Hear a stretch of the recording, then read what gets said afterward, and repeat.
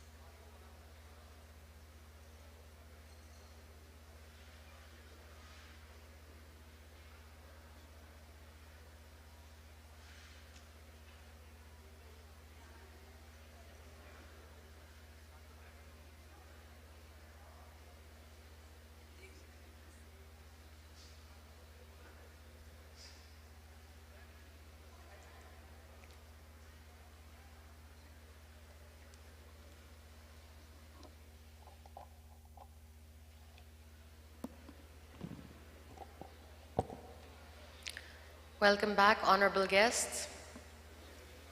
We now enter the session 7 of the Islamabad Security Dialogue. This is a very special session as it will feature keynote presentations offered by the honorable heads of the National Security Division's Advisory Board think tanks.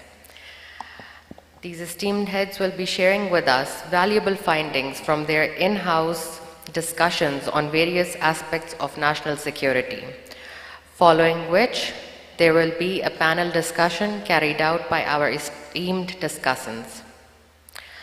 I would now like to call upon the discussant panel first, which will be followed by individual keynote presentations by the esteemed heads of the advisory board think tanks. They'll be called in no particular order. To begin with, this panel discussion will be moderated by Dr. Homa Bakai, Associate Professor, Institute of Business Administration, Karachi, and also a visiting senior fellow at the Pakistan Institute of Development Economics. I request you to please come on stage. I would also like to request the esteemed panelists of this session to please come on stage.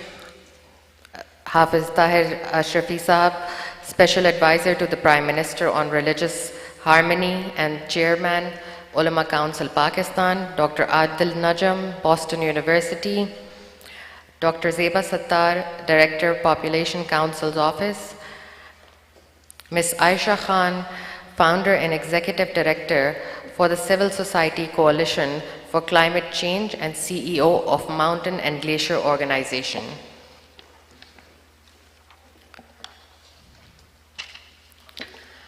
I now call upon the esteemed heads of the advisory board think tanks in no particular order. To begin with, I would like to inform that Ambassador Nadeem Riaz is unable, he is the president of Institute of Regional Studies. He's unable to join us today as he's not feeling well. So we will be having Ms. Nabila Jafar on his behalf sharing the findings of the esteemed think tank. Thank you.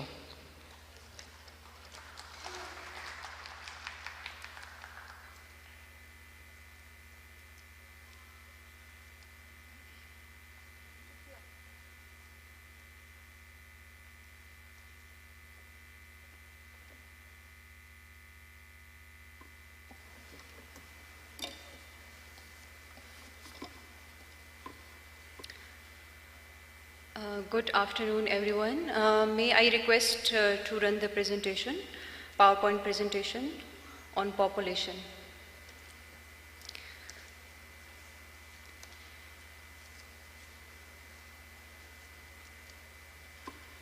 It is an honor for IRS to be part of the second Islamabad Security Dialogue. Towards citizen-centric national security is a joint session in which IRS is focusing on population.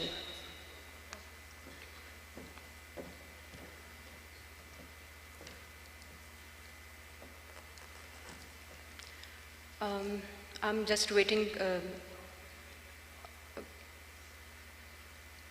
Okay, so the scheme of the presentation is evaluation of the current situation, and then we analyzed challenges of population growth as a security risk, and then we are presenting policy recommendations.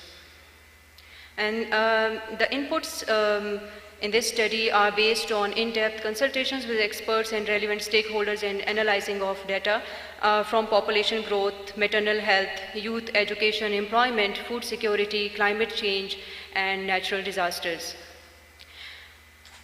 And now I have some highlights of the current situation of population. Pakistan's current population is around 228 million with an average growth of around 2% annually, and we are the 5th most populated country with a deteriorating human development ranking that is 154th among 189 countries, and our population is expected to surpass 300 million by 2050. And then we have the challenges of unemployment. Unemployment rate for Pakistan is 4.6%. Poverty rate stands at 21.5%, and 44 million people in Pakistan are undernourished and food insecure, and we are ranked at 92 on global hunger index. And population impacts are economy, food security, water resources, youth employment, and has severe impact on the country's overall security. The issues of governance, inadequate delivery systems, financial limitations, education, internal migration for economic and security has led to unmanageable megacities. And then we have weak health system, high birth rate, women health, premature death, and stunting remains a major challenge. Kindly please the slide in which I have presented challenges.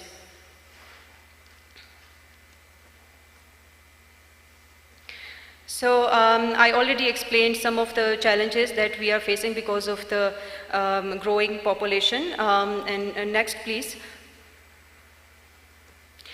And now we can correlate population with security because of the additional challenges. We have tense relations with our neighbors, which we can call as our geographical compulsions. And this kind of like the growing population can lead us to conflict over resources within and beyond borders. And so that can also lead to internal and external migration, disruption of political and societal fabric, and social cultural diversity and unequal income distribution can also lead to radicalization of the underutilized youth. So next please. The point we are trying to make is that the increasing imbalance in resources and the growing population is actually making this population as a security risk for Pakistan because we have diminishing capacities and increasing vulnerabilities.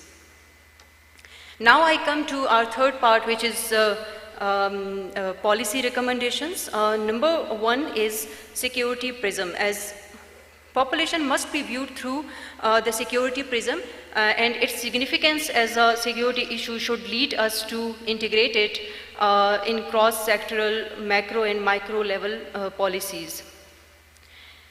Whenever this population issue comes up, we try to view it through socio-economic angles, and here we are emphasizing that this must be viewed through the security prism. And then the second most important thing is population sustainability. Population sustainability includes two aspects. One is population control and the other one is population management. Population management is also very, very important because we need to convert the existing population into an asset. And for this thing, the primary concentration should be on the minimization of population growth rate through running public awareness campaigns, using social media, strengthening infrastructure for birth control, and providing material such as contraceptives and trained human capital. And for this thing, we cannot ignore the aspect of like taking religious scholars on board for reduced birth programs. And another thing that our experts came up was they came up with a suggestion that family planning centers should be integrated into public health hospitals. The third one, which is also related to the second part, is women-centric population policy. And the success of population control lies in women-centric policy that include family planning initiatives, empowering women through employment and education, and there is a need to create financial opportunities for young girls, impart life skills-based education, and revamping Lady Health Visitors Program again. And the fourth one is effective poverty reduction strategy. Because poverty can also instigate high rate of population, and therefore there is a need to focus on increasing small enterprises and microcredit facilities to incorporate the poor in economic activities. And further incentives can be given to entrepreneurs for providing youth employment.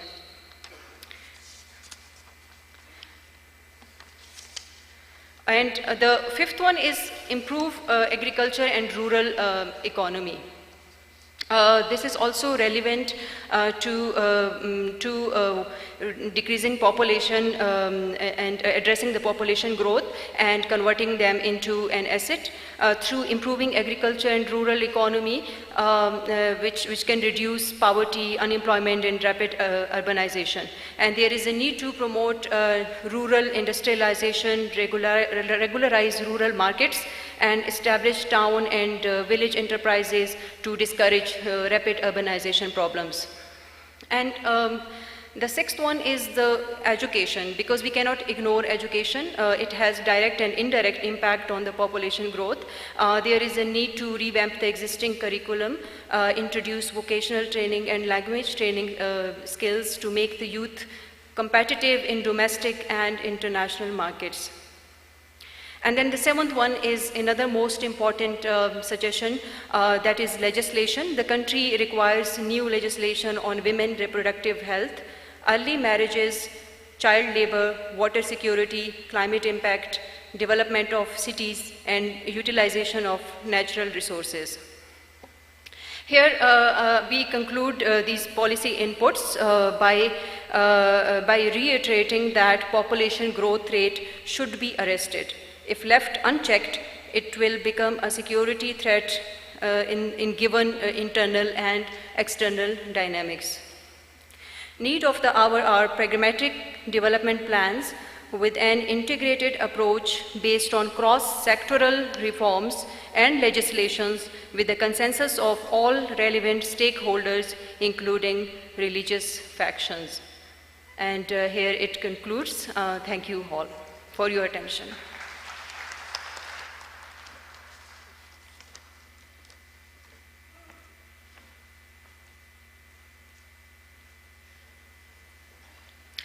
Thank you, ma'am, for your keynote presentation. On behalf of the Ambassador, I now welcome Director General, Institute for Strategic Studies, Research and Analysis, National Defense Universities, Major General S.N. Mahmood Khan, PhD, Hilal-e-Imtiyaz, Military. I request you to please come on stage for your keynote presentation, sir.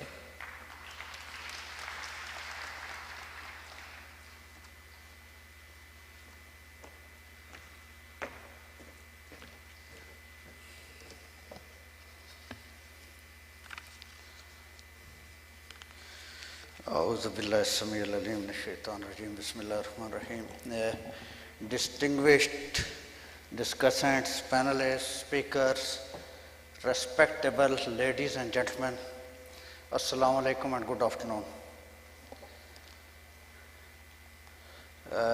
It's great to represent National Defense University here, and as has already been introduced, I am heading ISRA, the Institute for Strategic Study, Research and Analysis, the leading think tank displayed on both sides, part of Advisory Board of National Security Division, and first compliments from National Defense University for holding such a well-planned, well-organized and well-conducted Islamabad security dialogue. And certainly we and our complete team was also part of it, that is representing here. But then again, complete team of National Security Division headed by National Security Advisor deserves compliments and appreciation. Now coming down to our part, one of the 8 sections of publicly distributed national security policy deals with human security and anti-ISTs, non-traditional security threats. Now we were told to hold a roundtable conference on this, which we held in ISRA, National Defense University, on 25th of March 2022. And ladies and gentlemen, it was well represented, and distinguished scholars and speakers, and both scholars and practitioners from all across Pakistan participated in it. We had a lengthy discussion, and I have been told to take 3 to 5 minutes to come up with the findings and recommendations of this roundtable discussion. Now, as it goes, ladies and gentlemen, when we talk of human security came up in the aftermath, the concept of human security came up in the aftermath of disintegration of former USSR and Cold War indeed. And normative paradigm to human security was given from UNDP's platform by our very own Dr. Mahbub al-Haq, and in 1997 in its UNHDR Human Development Report, and it talks of seven sections or sub-themes of human security, and they are political security, economic security, food security, health security, personal security, community security, and environmental security. Now, this concept of human security is context specific, environment specific, and country specific. It has to be Pakistan specific when it comes down to the realm of implementation and execution to an environment. And in that case, National Security Policy of Pakistan 2022 identifies 5 different areas, and they are population growth and migration, health security, climate and water stress, food security, and gender security. Now, it does not at all mean that remaining section or remaining parts of human security are not being covered herein, or they have not been given a priority. Different other sections, other 7 sections actually address all those, including internal security. Now, coming straight down to the findings of our discussion that we had on 25th of March this year, the first and foremost is, ladies and gentlemen, the Constitution of Islamic Republic of Pakistan provides for human security. And it can be aptly, now this was one of the major findings of our discussion, and it can aptly be called National Security Doctrine of Pakistan. And all its chapters, all its sections, and particularly chapter 1, fundamental rights, actually takes care of all facets and all realms of human security in Pakistan. And finding 2, the philosophy of Pakistan, the founding fathers of Pakistan, and the theory, two-nation theory, which Pakistan was founded on, actually a theory that points to human security. And that is why, let me read it for you, the purpose of national security as per national security policy that has been issued, and it says, a country is as secure as its most vulnerable citizen. I say again, a country is as secure as is its most vulnerable citizen. The safety, security, dignity, and prosperity of citizens in all their manifestations will remain the ultimate purpose of national security of Pakistan. And this denotes that human security remains at the center stage of Pakistan's national security policy. And then we found out that geoeconomics, when we talk of geoeconomics, which has a dire linkage, an absolute linkage with all forms of security in Pakistan, both traditional and non-traditional, has to take care of locational attribute of Pakistan, and indeed has to capitalize on locational attribute of Pakistan. And then, ladies and gentlemen, good governance is key to addressing both traditional and non-traditional security threats. And we also found out, and we also discussed, that all that used to be traditional is not much traditional today, and all that used to be non-traditional is not much non-traditional today. It is very much in tradition today, and indeed everything that we are talking of is traditional, and everything that we talk of indeed is of paramount importance for security of Pakistan, both in national, state, and human terms.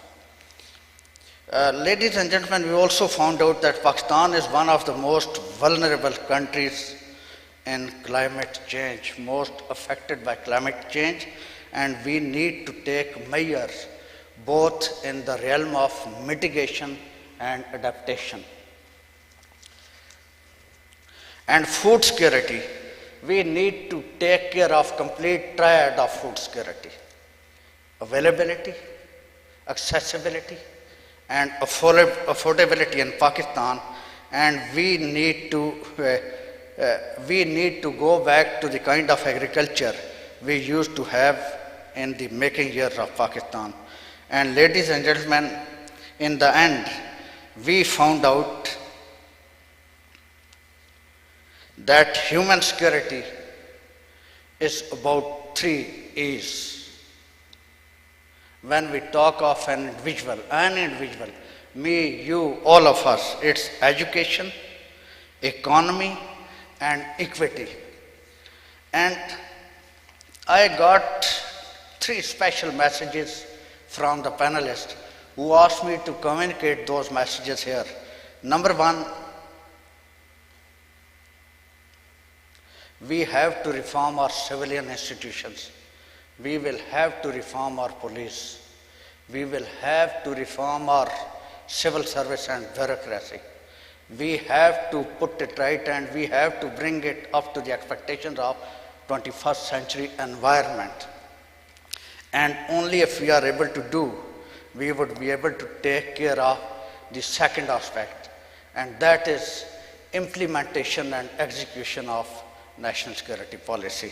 And the third aspect, and the last one, and this is concluding remark, ladies and gentlemen, if we need to take care of Pakistan's national security, if we need to take care of traditional and non-traditional security threats, if we need to take care of human security in Pakistan, if we need to really implement this document in letter and content and in letter and spirit, just one word: governance, governance, and governance. You call it security governance, you call it administrative governance, you call it energy governance, you call it economic governance. In the end, it is governance that is going to take care of all kinds of securities. So governance, governance, and governance, and thank you all.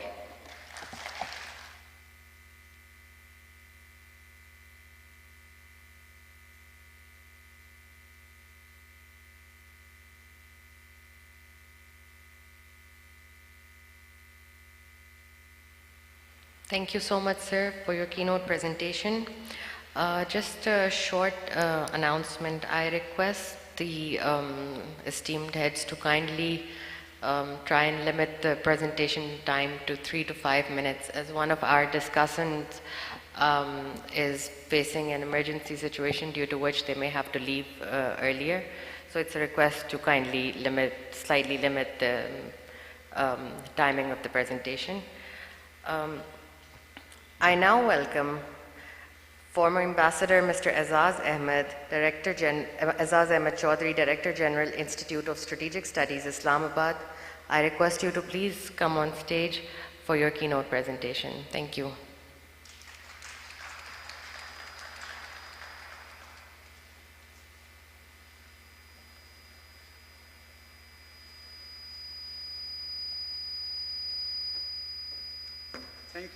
Thank you very much. Congratulations to National Security Division team for a job very well done.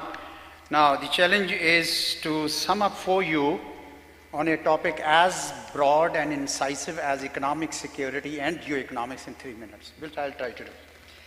Now, we held a seminar which was attended by one former federal finance minister, one provincial finance minister, one expert from SDPI, one from BNU, another from NSPP, and a few other think tanks. So there was a broad-based composition.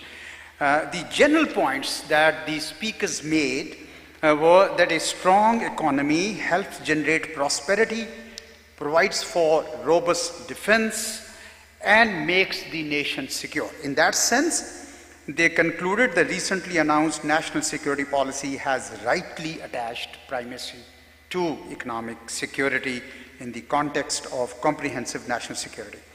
The other point emphasized in general was that Pakistan must attach highest priority to putting its economic house in order.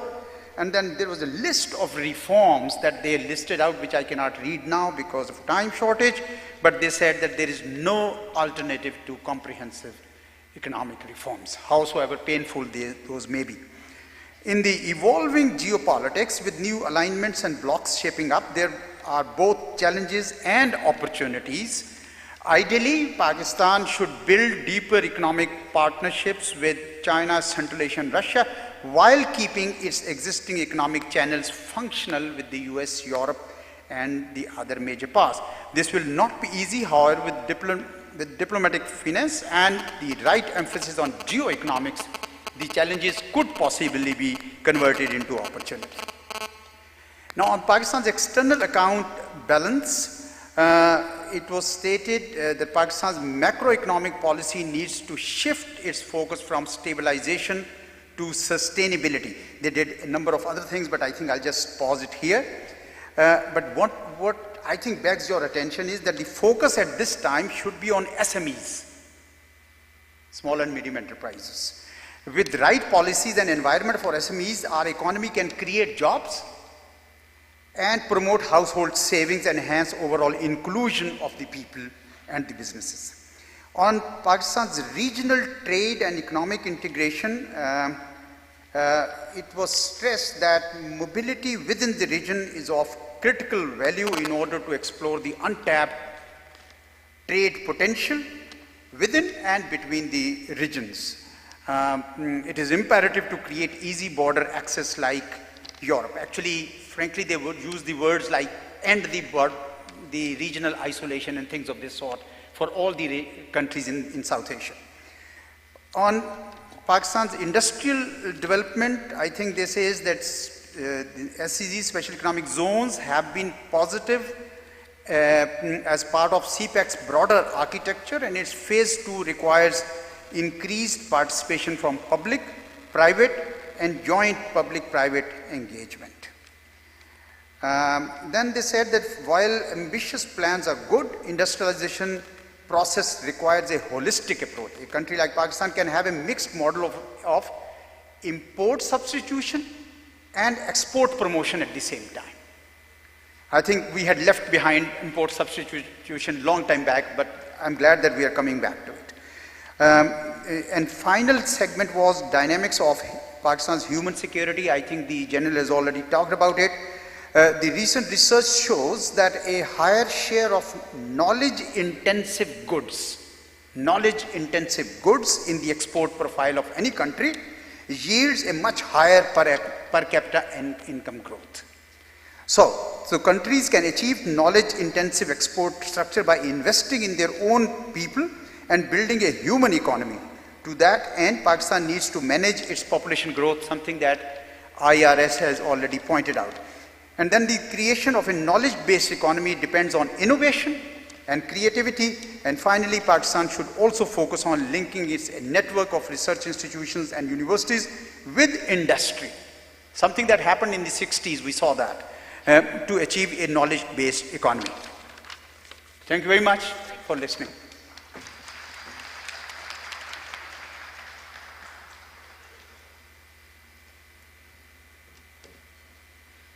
Thank you, sir, for your keynote presentation. I now welcome retired Air Marshal Farhat Hussain Khan, President of Center for Aerospace and Security Studies. I request you, sir, to please come on stage for your keynote presentation. Thank you.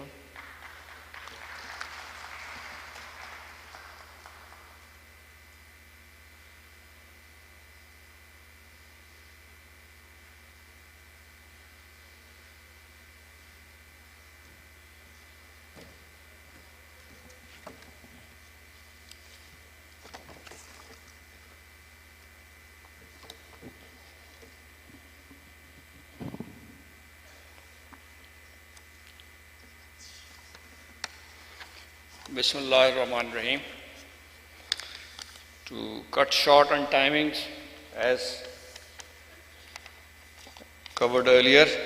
I'll just move straight to the intro is that as a part of discussion on national cohesion, a very wide subject and a very important subject and an ingredient of national security. Without national cohesion, national security or the human security is not moving anywhere. We've had various panel discussions and conferences on this to come out with some recommendations that I'll put forward to you. I'll proceed, I'll only cover up two things. One, just list the challenges that the national cohesion is facing in Pakistan, and my recommendation to eliminate or reduce the challenges. Right. Okay. I just list these challenges with question marks. As the time is short, you can have a look at it. These are only few of the challenges. The list is long as put up by the panelists.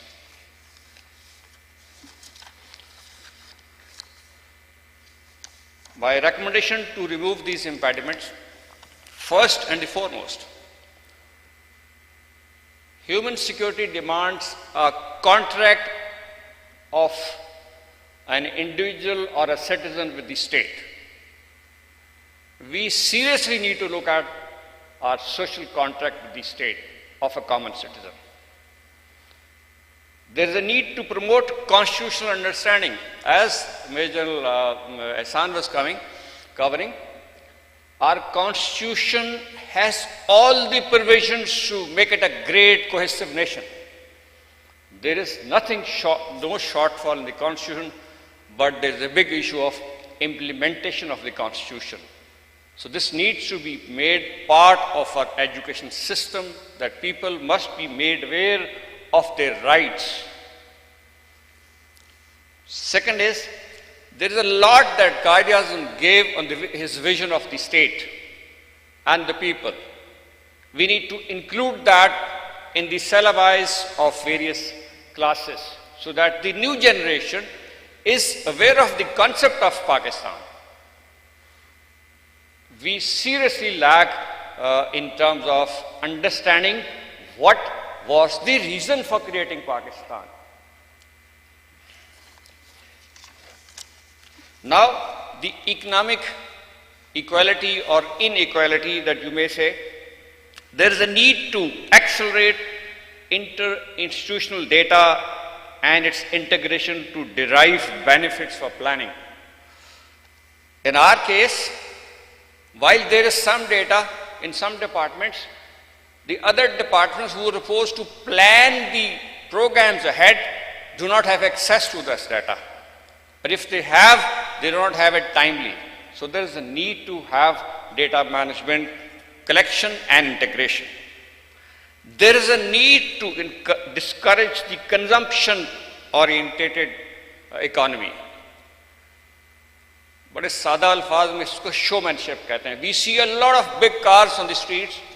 We see a lot of big houses and extra expenditure that actually creates inflation.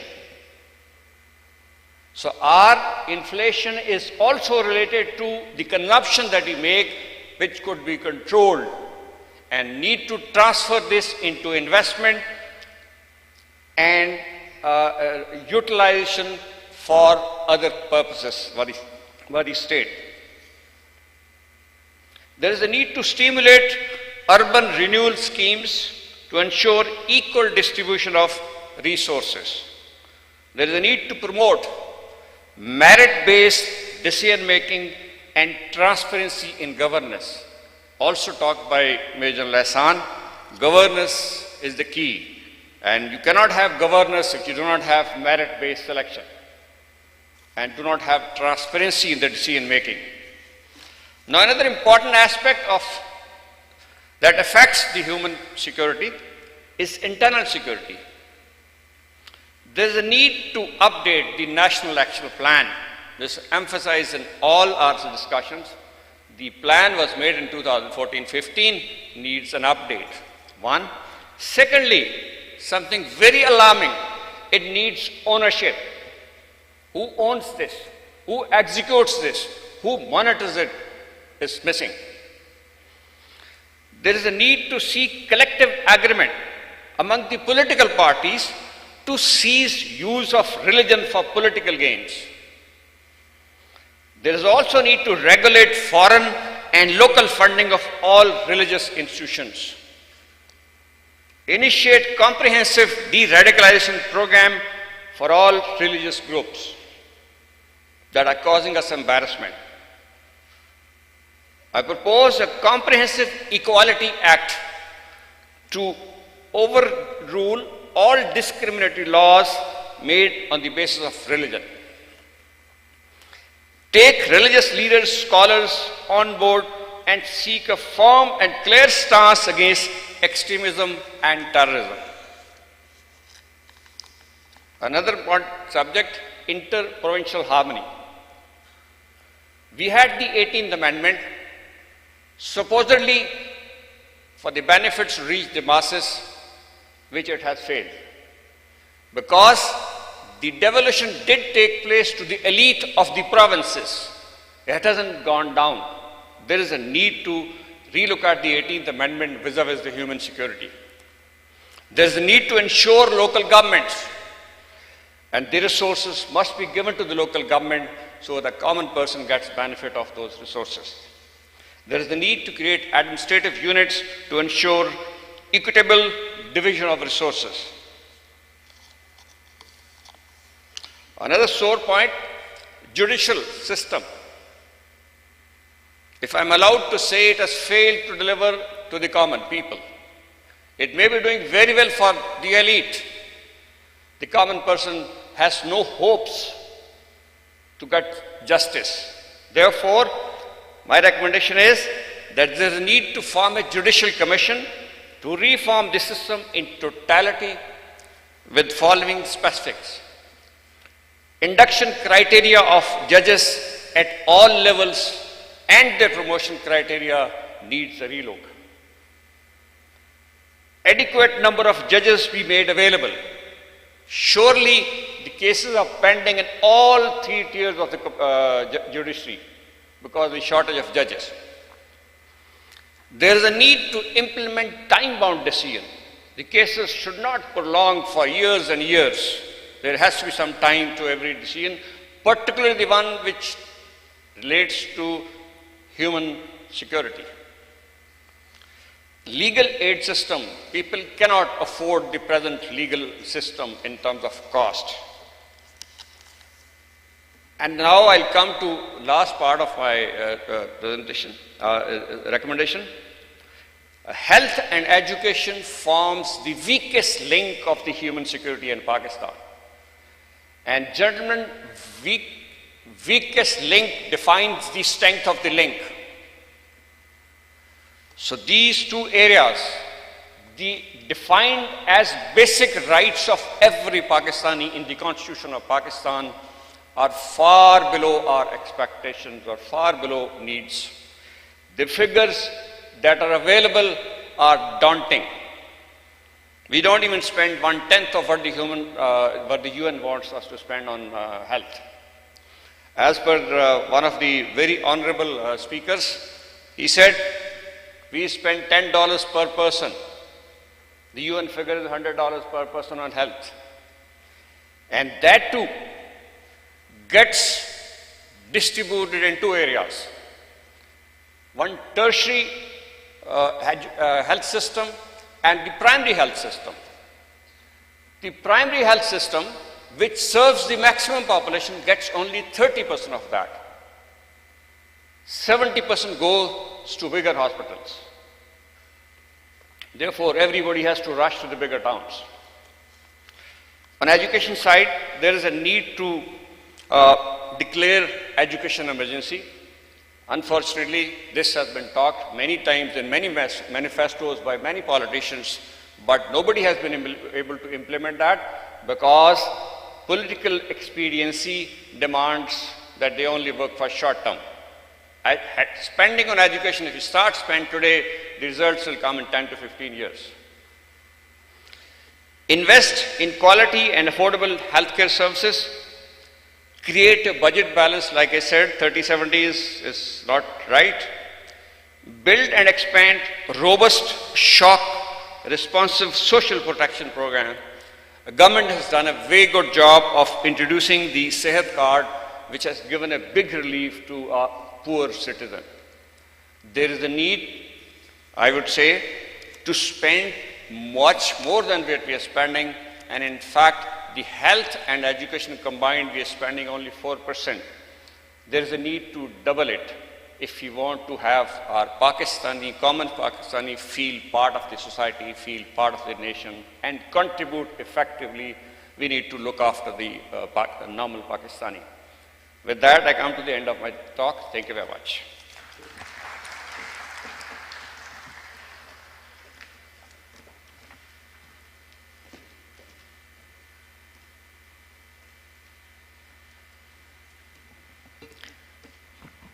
Thank you, sir, for your valuable keynote presentation.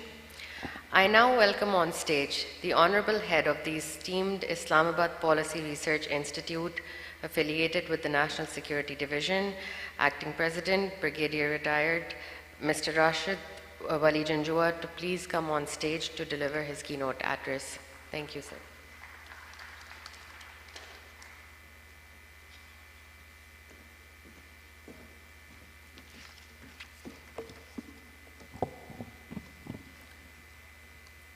Honorable discussants, National Security Advisor, ladies and gentlemen,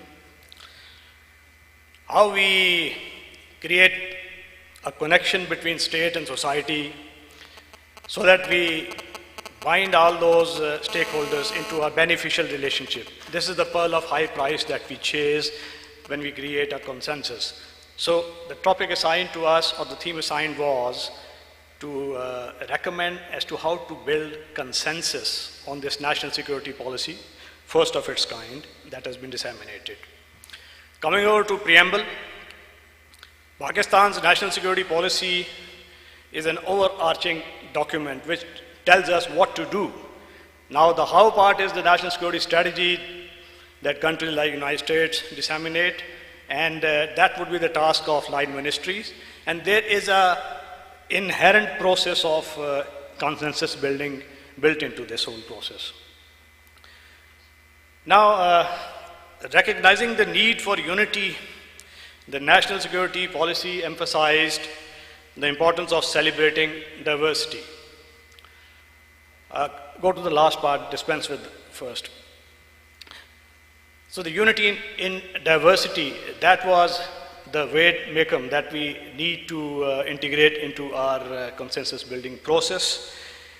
So we just flash what are the prerequisites for consensus building. So in our reckoning, people's buy-in is critical. Through effective communication channels to disseminate the usefulness of the policies, emphasis on human security, because people need to be convinced as to what is human security, so a wider discussion, debate is required. So it should be done through a mechanism to build political and economic stakes for the people in the governance system, along with the government accountability system at the local government system where the rubber hits the ground. There's a need of a focal point at federal level to channelize and assuage the politico-economic grievances of people, employing an effective feedback mechanism. Respect of the fundamental consensus document is of prime importance, that is the Constitution of Pakistan, especially Articles 37 and 38. Ladies and gentlemen, this was very fascinating to get a tour de horizon of our Constitution, which is the basic documents, and every aspect that is enlisted, disseminated in this national security document was covered in Articles 37 and 38, which includes social justice, well-being of the people. Some of those aspects are flashed. Could you show that Article 37, please, and 38? So, this is just a small glimpse of that. Now, coming over to recommendations, while implementing guidelines of these articles 37 and 38 of the Constitution, which would be integrated in spirit. The state shall, there's a need to promote a debate for the national consensus. So that debate needs to be in the parliament, that debate needs to be in provincial legislatures, in academia, and there's a need of a central hub to assume the role of a coordinating focal point. And we recommended that that should be the focal ministry, Ministry of Interprovincial Coordination, which at the moment is lying just dormant, doing nothing.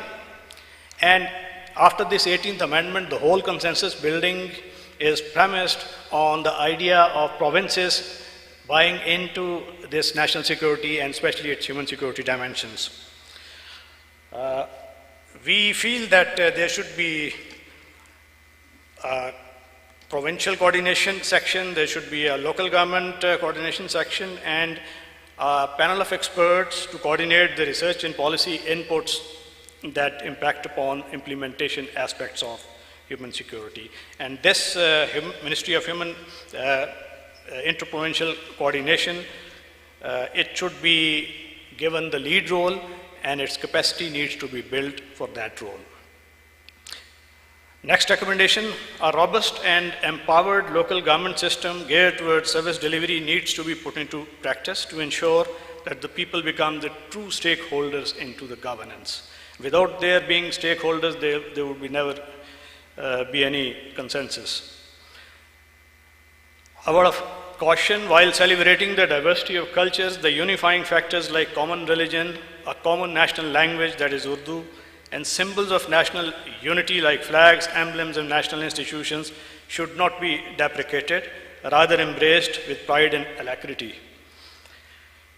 Ladies and gentlemen, true democratic practices need to be introduced in the internal working of party practices of all major political parties, shorn of which they are mere dynastic holdovers from an anachronistic past. The role of parliamentary oversight committees should be strengthened to debate and vote on all major legislations. Furthermore, the practice of legislating through ordinances needs to be discontinued except in emergencies.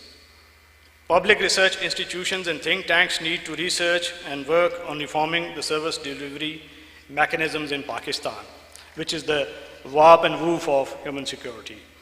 Last recommendation, to help forge consensus on NSP in the deprived regions and underdeveloped provinces such as Balochistan, Gilgit-Baltistan, there's a need to study and to map the grievances of those regions and create an amelioration detection index, which would give us a map of their grievances, and then those grievances should be tackled in a holistic and scientific manner. And additionally, the Baloch and GB voices should be given a proper forum and a proper channel to air their opinions and grievances while planning any human development strategy. So this is how, in our humble reckoning, consensus can be achieved on this document. I thank you all.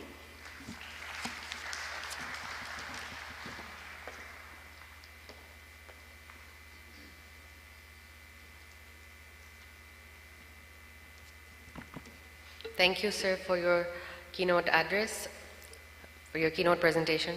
Apologies. I thank all honorable heads of the esteemed advisory board think tanks affiliated with the National Security Division for taking out valuable time to deliver your insightful keynote presentations. I hand over the session proceedings to you, Dr. Remark. Thank you so much. I must congratulate all the people who were responsible for the presentations that we just made. I realized a lot of work went into them. Roundtable conferences were held and the recommendations were shared with us. The topics are wide and the themes range from A to Z, but what perhaps I'm going to try and do is that allow my discussants to speak about subjects that they have an expertise on, and then a subsequent question by me, and then I'll open the section for Q&A. And I know, Dr. Adil Najm Saab, you have to leave. So I'm going to put the first question to you, which will enable us to also contextualize this discussion. All the presentations that we heard, largely, if I was to use my terms of international relations, which you can immediately relate to, is that perhaps we are talking about widening of security studies. And there is also a consensus that deepening is not an option.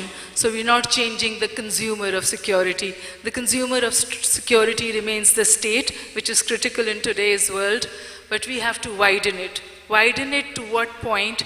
And then it pivots to a very critical question, that to widen this security debate, where do the resources come from?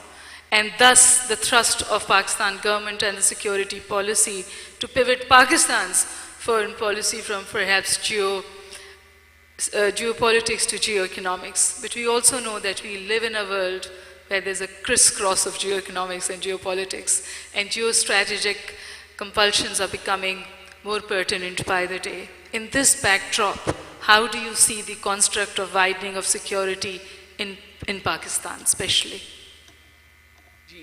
Thank you very much, Dr. Ahmad. That's a very wide and important set of questions you've raised, and I join you in congratulating all these institutes. I think it's a brilliant idea to have these discussions in institutions that have been mostly focused on what we call traditional security, and I hope this can be continued as well as widened to other institutions and universities and colleges so that this discussion continues. By way of answering your question, let me say two things. First of all, I have spent much of the last 20 years, 2 decades, thinking, writing, teaching about human security, which means that it gives me great pleasure to see this coming to the fore. Ab ye mainstream mein aa gaya. And I was thinking about half the papers I've ever probably written, mostly on climate, have had the word human security. So I say that by context. Part of me is extremely pleased when I read the national security policy, I hear this discussion. The other part, and comes to your question, goes to the first time, my first book which had human security in its title, 2003. And my book's title was Human Security, Environment and Development, and it was well reviewed, but I was given this onslaught of critique also by my colleagues. And the critique was, and this is important, the critique was, कि यार अगर सब कुछ security है, तो फिर तो कुछ भी security नहीं, right? If everything is security, then what is security? And I think this is a very fair question. It is a very fair question for those of us who work on development, on climate, on security. And I'm not saying this is the case here, I'm saying this is the question we have to start with. It was raised in 2 of the panels this morning also, that there are also grave dangers in securitizing issues. There is possibly more resources, which is why people are attracted. People think, okay, security walas have paisa. If my issue becomes a security issue, I'll also get some of it. I'll also work more. Climate ko zyada interest ho jayega, ya population ko ho jayega, ya development ko ho jayega. I raised this question because when it was thrown at me as a critique of my work, I did understand that this is right. And in some ways, that's the most important point I want to make today. I think it is brilliant, and I think we are ahead of the curve even with other countries, to give the prominence to citizen-centered security, to give the prominence to human security that we do here. But now the question is, then what is human security? It cannot be climate security, for example, which Aisha will talk more than I will, cannot be everything about climate. फिर वो बेचारे climate ministry वाले क्या करेंगे? Right? Geoeconomics, for example, is not equal to international economics. Just like security policy is not equal to foreign policy. I'm trying to make a conceptual point. I'm sorry, Professor, ko bulayenge to yehi hoega. The point I'm making is that just like in foreign policy, there are many issues that are not security issues, but they are foreign policy issues. Similarly, in these other areas, there are certain issues which are security issues. And that, to me, is the essence of human security. Right? Let me give you an example. First of all, what makes a security issue? all over across the world, what makes a security issue? Security issue की इतनी height क्यों होती है? Security issues are security issues because they are existential. Security issue वो होता है जिससे मेरी वजूद के ऊपर सवाल है, मेरे I will die. Because security आप मुझे एक जुमला कहने की इजाजत देंगे? जी. क्या ह्यूमन सिक्योरिटी एग्जिस्टेंशियल थ्रेट में अब शामिल हो गया? बिल्कुल हो गया. देखिए ना, अगर सिक्योरिटी मेरी स्टेट की है और मैं मर गया तो फिर राइट, सो दैट आप मर नहीं गए, अगर आप कमजोर हैं, आपके पास तालीम नहीं है, आपके पास अपॉर्चुनिटी गैप है. बिल्कुल बिल्कुल एग्जैक्टली, मैं मरने वाली तो एक्सट्रीम बात कर रहा हूं. So the point I am trying to make here is कि when something becomes existential it becomes a security issue, which is why the difference between security issue and every other policy issue is this is the only policy arena where the question of how much it will cost is not relevant. हम ये Ukraine में देख रहे हैं, हमने ये Covid में देखे. When you are really threatened, you do not ask how much it will cost. You say first, jaan bachao, then we will figure it out, right? The best example is COVID. We in this country talk a lot about the cost of the Afghanistan war to the US, right? We say, okay, 2.6 trillion. And we think 2.6 trillion is a big number. It's not. If you want to see a security response, the US has spent in real dollars, I'm not talking impact, 6.8 trillion on COVID. If you think about the COVID response, even our own, that's what a security response looks like. Okay, mask lo to band kar do. Airport close. You're not going to come to me, I'm not going to go to you. I'm not going to share my ventilator with you. Right? So the security approach is existential. Now, I've taken too much time, but I do want to very quickly make this and end. The brilliance of this security document is that it says, now let us look at the existential challenges to Pakistan, whether they be military or not, and then apply a security approach. So climate, for example, and again, मैं आपको ये छोड़ के जा रहूँगा. Climate, which is my both life's work and passion, is clearly an existential issue. Why? Because Pakistan is defined by two major forces. There are two major physical forces. One is called the Himalayas, one is called the monsoon. The monsoon comes, hits the Himalayas, has given you for 7,000 years a system. आप जहाज पे जाएं, brown, brown, brown, एकदम green. That's the Indus. Now, if there is something that threatens these two things, Himalayas, glacial melt, monsoon, that becomes existential. However, mitigation में हम कुछ ज़्यादा security का नहीं बिगाड़ सकते क्योंकि हमारी emission इतनी नहीं. So our mitigation security approach is say to the foreign ministry, okay, go to the COP and get the other countries to reduce their emissions. We are going to focus on adaptation. Right? So what I'm trying to say is that the next step is let us take our issues, open them up and say कि इसमें security का है. Two more and I'll shut up. Water I think is the cutting edge security issue of Pakistan amongst all security issues. Why? Because we are a water defined country by that Indus basin. Right? I'll give this example. Maybe people will. I hope people do not misread into this. From the same book, 2003 value. At that time, we did a back of the envelope calculation. India-Pakistan conflicts until then, nearly I think 50 years mein. The total number of Pakistanis, a total number of Indians killed by the Pakistan side in 50 years of conflict was less than the number of children only in 1 year only who would die because of dirty water only. Exactly same number is true for Karachi, Pakistan. Our security policy question was, एक कोई non-traditional मरा था, एक traditional मरा था. Why is a child who dies at the wrong end of a gun any different from the child who dies at the wrong end of a tap? Right?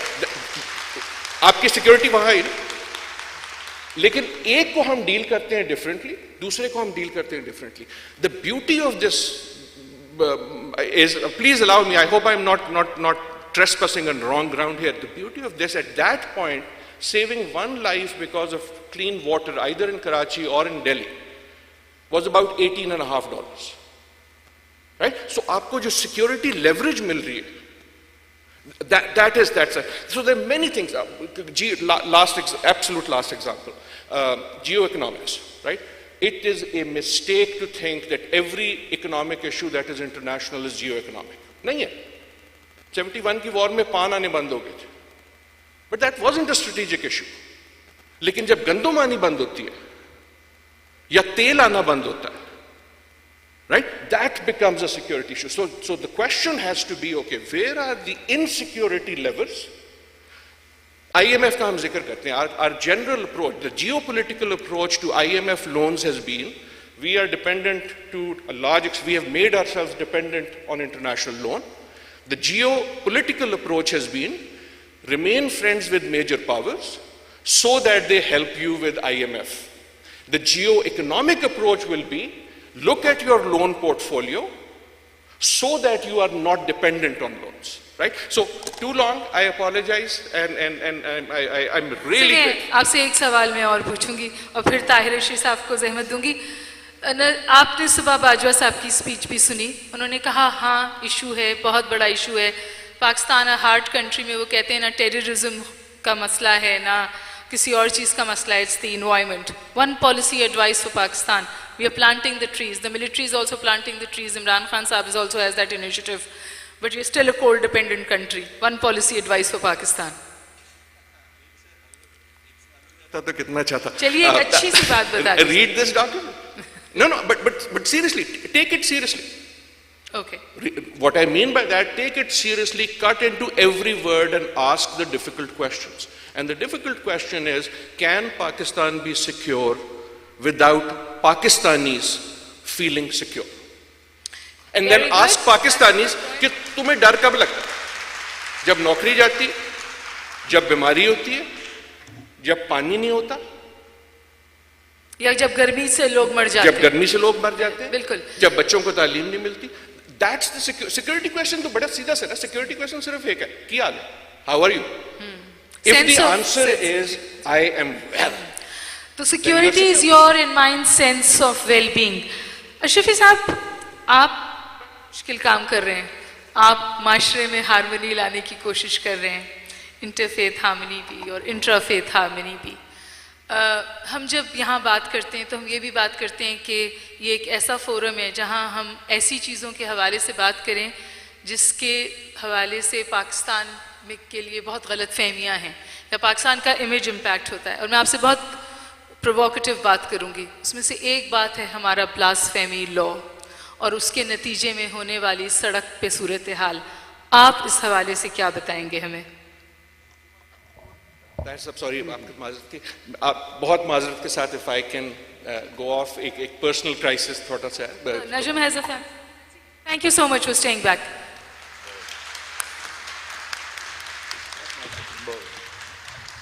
Bismillahirrahmanirrahim. Alhamdulillahi Rabbil Alameen. Wassalatu wassalamu ala khatamil mursaleen wa ala alihi wa ashabihi ajma'in. सबसे पहले तो मैं अपने भाई doctor मोई यूसुफ साहब का और उनकी तमाम टीम का शुक्रिया अदा करता हूँ और आप तमाम मेहमानों का भी और मेज़बानों का भी. हमने आपसे बहुत कुछ कल से सीखा है और इंशाअल्लाह मज़ीद आगे सीखेंगे. बिलाशुबा जो पाकिस्तान जैसे ममालिक हैं वहाँ पर बैनल मज़ाहिब और बैनल मसालिक हमांगी या मुकालमा की बात बड़ा मुश्किल काम है. और फिर हम तो गुज़श्ता 42 साल से तकरीबन एक ऐसी जंग में हैं कि जो जिस जंग की ईंधन यही चीज़ है, खा वो फ़िरक़ा वाराना तशद्दुद हो, खा वो बैनल मज़ाहिब क्लैश हो. अब इसको हमने कैसे ठीक करना है और इसमें बेहतरी कैसे आ रही है, उसका एक ही रास्ता है, वो है मुकालमा और रियासत का कानून की अमलदारी पर खड़े हो जाना. बदकिस्मती ये है कि हमारे यहाँ अगर हमारे रियासती इदारे खड़े होते हैं तो हमारी सियासी क़यादत मसलहतों का शिकार हो जाती है. और अगर सियासी क़यादत को खड़ा करने की कोशिश करते हैं تو کہیں نہ کہیں پر جو ہے ہمیں کمپرومائز کرنا پڑتا ہے کہ حالات خراب نہ ہو جائیں۔ اب میں سمجھتا ہوں کہ گزشتہ سال دو سے ایک بہت اچھی تبدیلی آئی ہے، اور وہ یہ ہے کہ ہماری ریاست کے ادارے جو ہیں اور ہماری حکومت جو ہے اور پولیٹیکل قیادت میں بھی 100% تو نہیں ہم کہہ سکتے، لیکن آپ کہہ سکتے ہیں کہ 60% یہ ایک اویئرنیس آ گئی ہے کہ اگر ہم نے اس طرف توجہ نہ دی تو بہت نقصان ہو جائے گا۔ یہی وجہ ہے کہ آج مجھے بڑی خوشی ہے یہ آپ کو بتاتے ہوئے کہ گزشتہ 14 ماہ کے اندر پاکستان میں ایک بھی جو توہین مذہب یا توہین ناموس رسالت کا غلط کیس ہے وہ اندراج اس کا نہیں ہو سکا۔ اور ہمارا جو پنجاب میں ایک متحدہ علماء بورڈ ہے جس میں چاروں مکاتب فکر کے بڑے مقتدر حضرات ہیں، اور اس کو پہلی مرتبہ ہم نے یہ کیا کہ اسلامی مکاتب فکر کے علاوہ جو ہمارے ملک کے اندر جو ہے دوسرے مذاہب کے لوگ ہیں، خواہ وہ مسیحی ہیں، خواہ وہ ہندو ہیں، سکھ ہیں، ان کو بھی اپنے ساتھ بٹھایا، اور 117 مختلف کیسز ہمارے پاس آئے جن میں کوئی توہین مذہب کا تھا، توہین رسالت کا تھا، یا کوئی اس طرح سے۔ اس میں ہم نے باہمی بات چیت سے 113 میں لوگوں کو ریلیف دیا، 113 میں لوگوں کو کہا۔ اس کے ساتھ ساتھ ہم یہ پیغام پاکستان ایک دستاویز جو میں سمجھتا ہوں آئین پاکستان کے بعد ایک بڑی مضبوط دستاویز ہے جو بڑی محنت سے تیار ہوئی ہے، اور جس میں طے کر دیا گیا ہے کہ فتویٰ کون دے سکتا ہے، ملک کے اندر نظام کیسے چلے گا۔ پیغام پاکستان کی روشنی میں ہم نے کوشش کی، اور آپ نے دیکھا ہوگا کہ جب یہ سری لنکا والا واقعہ ہوا، وہ ایک بیچارہ سری لنکن سیالکوٹ میں، تو پورے ملک میں ایک کنسنسس آیا کہ نہیں بھائی یہ چیز قابل قبول نہیں ہے۔ معاشرے کے اندر محراب و منبر سے، میڈیا سے، اور آپ جیسے جو یہاں پر بہت سارے حضرات جو ہیں ایسے ہیں کہ جن کے پاس بڑی قوت ہے، طاقت ہے، ایک بات کی ضرورت ہے کہ یہ قرآن کا بھی ہمیں حکم ہے کہ لکم دینکم ولی دین، کہ تمہارے لیے تمہارا دین ہے، ہمارے لیے ہمارا دین ہے۔ ہمیں اپنے معاشرے کو گراس روٹ لیول کے اوپر جو ہے، جیسے ابھی ہم کر رہے ہیں پیغام پاکستان امن کمیٹیاں ہم بنا رہے ہیں، اس کا مقصد کیا ہے کہ اگر ایک یونین کونسل کی سطح کے اوپر 4 مساجد ہیں، 4 مکتبہ فکر ہے ہمارے، ایک چرچ ہے، ایک گردوارہ ہے یا مندر ہے، اور یہ 15-20 لوگ مہینے میں 15 دن بعد ایک دوسرے کے ہاں آنا جانا شروع کر دیں گے، تو بہت ساری چیزیں جو غلط فہمی کی صورت میں پیدا ہوتی ہیں وہ ختم ہو جائیں گی، اور ایک دوسرے کی محبت پیدا ہوگی، جو کہ ہمارے ہاں تھی اس معاشرے میں، یہ 15-20 سالوں میں شدت آئی۔ اس کے ساتھ قانون کی بالادستی جو سب سے زیادہ ضروری ہے، اور جس میں ہم کمپرومائز کر جاتے ہیں، ڈر جاتے ہیں، خوف کھا جاتے ہیں۔ میں آپ کو چھوٹی سی ایک مثال دینا چاہتا ہوں کہ جس دن پشاور میں چرچ میں خودکش حملے ہوئے، تو صبح کوئی دوپہر کے وقت وہ ہوئے تھے، تو کوئی شام 4-5 بجے تک ہر ٹی وی چینل پہ میں ہی تھا، تو میں تھک گیا، تو میں نے کہا یار کسی اور سے بھی بات کریں، تو ایک بڑے ٹی وی چینل کے جو مالک تھے ان کا مجھے فون آیا، انہوں نے کہا حافظ صاحب کوئی اور بات کرنے کو تیار ہی نہیں ہے، خوف ہے۔ لیکن آج وہ خوف نہیں ہے، آج آپ دیکھتے ہیں کہ الحمدللہ بہت سارے لوگ آ کے بات کر رہے ہیں، اور ان قوتوں کو، ان لوگوں کو کہ جو ایک خوف و ہراس کی کیفیت جنہوں نے پیدا کر دی تھی وہ ختم ہو رہی ہے۔ ہمیں سچی بات ہے کہ اپنے ریاستی اداروں کے ساتھ اس معاملے میں بھی کھڑا ہونا ہوگا، اور ہمیں خود بھی جو سب سے بڑا ہمارا، میں یہ بات محسوس کرتا ہوں، میرا مدرسے سے تعلق ہے، مولوی کا بیٹا ہوں، مولوی کا پوتا ہوں، ناسا ہوں، لیکن الحمدللہ جب میں مدرسے سے فارغ ہوا میرے والد صاحب نے مجھے کہا، میں پنجاب یونیورسٹی گیا، BA جرنلزم کیا، انہوں نے کہا نہیں مسجد سے تنخواہ نہیں لوگے، اپنا کاروبار کرو گے اور دین کی خدمت کرو گے۔ اب ہمارا پرابلم یہ ہو گیا ہے کہ ہم نے سب کچھ مولوی پہ چھوڑ دیا ہے، ہم کہتے ہیں مولوی صاحب جانے اور ہمارا نہیں، یہ قرآن، یہ دین، یہ شریعت، اور اللہ ہمارا رب العالمین ہے، وہ رب المسلمین یہ رب المومنین نہیں ہے. اور اللہ تبارک و تعالیٰ نے جب رسول اللہ صلی اللہ علیہ وسلم کو پکارا تو کہا وَمَا أَرْسَلْنَاكَ إِلَّا رَحْمَةً لِلْعَالَمِينَ, دونوں جہانوں کے لیے آپ کو رحمت بنا کر بھیجا, رحمت للمسلمین نہیں ہے. ہمیں خود بھی دین کو پڑھنا چاہیے. اور جہاں پر اگر ہماری مسجد کے جو نمازی ہیں اور ہماری مسجد میں جانے والے جو لوگ ہیں, جس دن انہوں نے یہ سوال کھڑا کر دیا کہ مولانا صاحب یہ جو آپ بات کر رہے ہیں یہ قرآن و سنت کے خلاف ہے, یہ قرآن و حدیث میں نہیں ہے, اس دن ہم بہت اچھے راستے مولانا پر شیخ چل صاحب رہے میں اسی بات کی طرف آنا چاہ رہی تھی. بہت سارے بہت بڑے مسلم ممالک میں منبر کو مانیٹر کیا جاتا ہے کہ جس طرح کے خطبے دیے جائیں وہ اسٹیٹ اس پہ نظر رکھتی ہے, اور ہیٹ سپیچ اور بلاسفیمی کا غلط استعمال کے لیے بہت دفعہ منبر استعمال ہوتا ہے. اس حوالے سے ہم نے کیا سٹیپس لیے ہیں, کیا سٹیپس لے رہے ہیں, کیا ہم منبر کو ریگولیٹ کرنے کے لیے تیار ہیں؟ دیکھیے میں آپ سے گزارش کروں, یہ جو پیغام پاکستان دستاویز ہے نا, اس پہ تقریباً اب تک 15,000 ملک کے ممتاز علماء مفتیان دستخط کر چکے. اور یہ جو آپ نے بات کی اس کا پہلا نقطہ یہ ہے کہ نہ نفرت پھیلائیں گے, نہ وہ, میں اس کا ترجمہ یہ کرتا ہوتا ہوں کہ اس کا مقصد پیغام پاکستان کا یہ ہے کہ اپنا مسلک چھوڑو نہیں, دوسرے کے مسلک کو چھیڑو نہیں, اور دوسرا یہ ہے کہ جیو اور جینے دو. ہمیں یہی میں عرض کر رہا ہوں کہ ریاستی ادارے جو ہیں وہ آ کے کھڑے ہو گئے, انہوں نے ہمارا ساتھ دیا, لیکن اب ہمیں کھڑا ہونا ہے. اب ہر مسجد میں اسپیشل برانچ کا آدمی جا کے کھڑا نہیں ہو سکتا ہے, ہر مسجد میں CTD والا نہیں پہنچ سکتا ہے. وہاں جو اس مسجد میں بیٹھا ہوا ہے اس کو دیکھنا چاہیے کہ یہ جو خطبہ دے رہا ہے, تقریر کر رہا ہے, یہ کتنا, اس میں نفرت کی بات کتنی ہے. اور اگر وہ شکایت کے لیے کھڑا ہو جائے گا تو یہ بالکل حالات معمول پہ آ جائیں گے.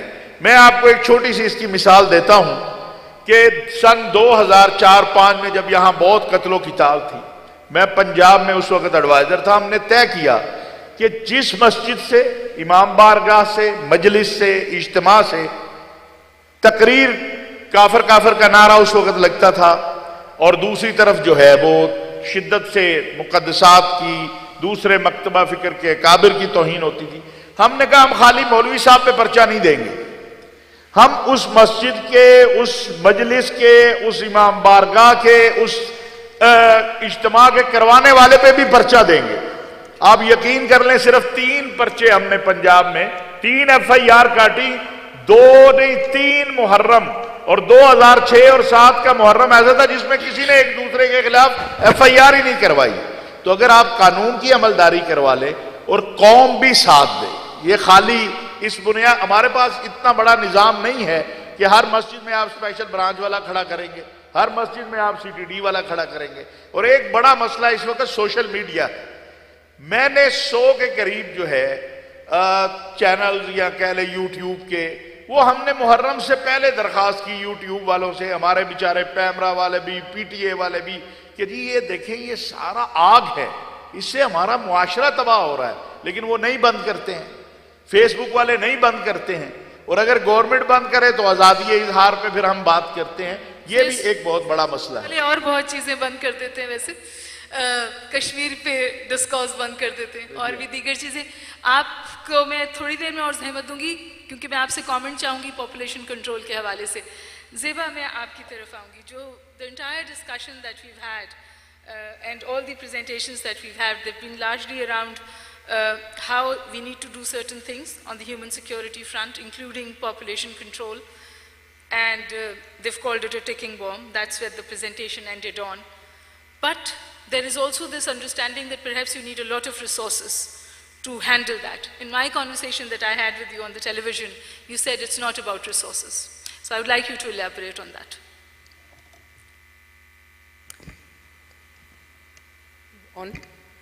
Thank you very much, Dr. Huma, and congratulations to the Security Division for this wonderful event and also for the national security policy.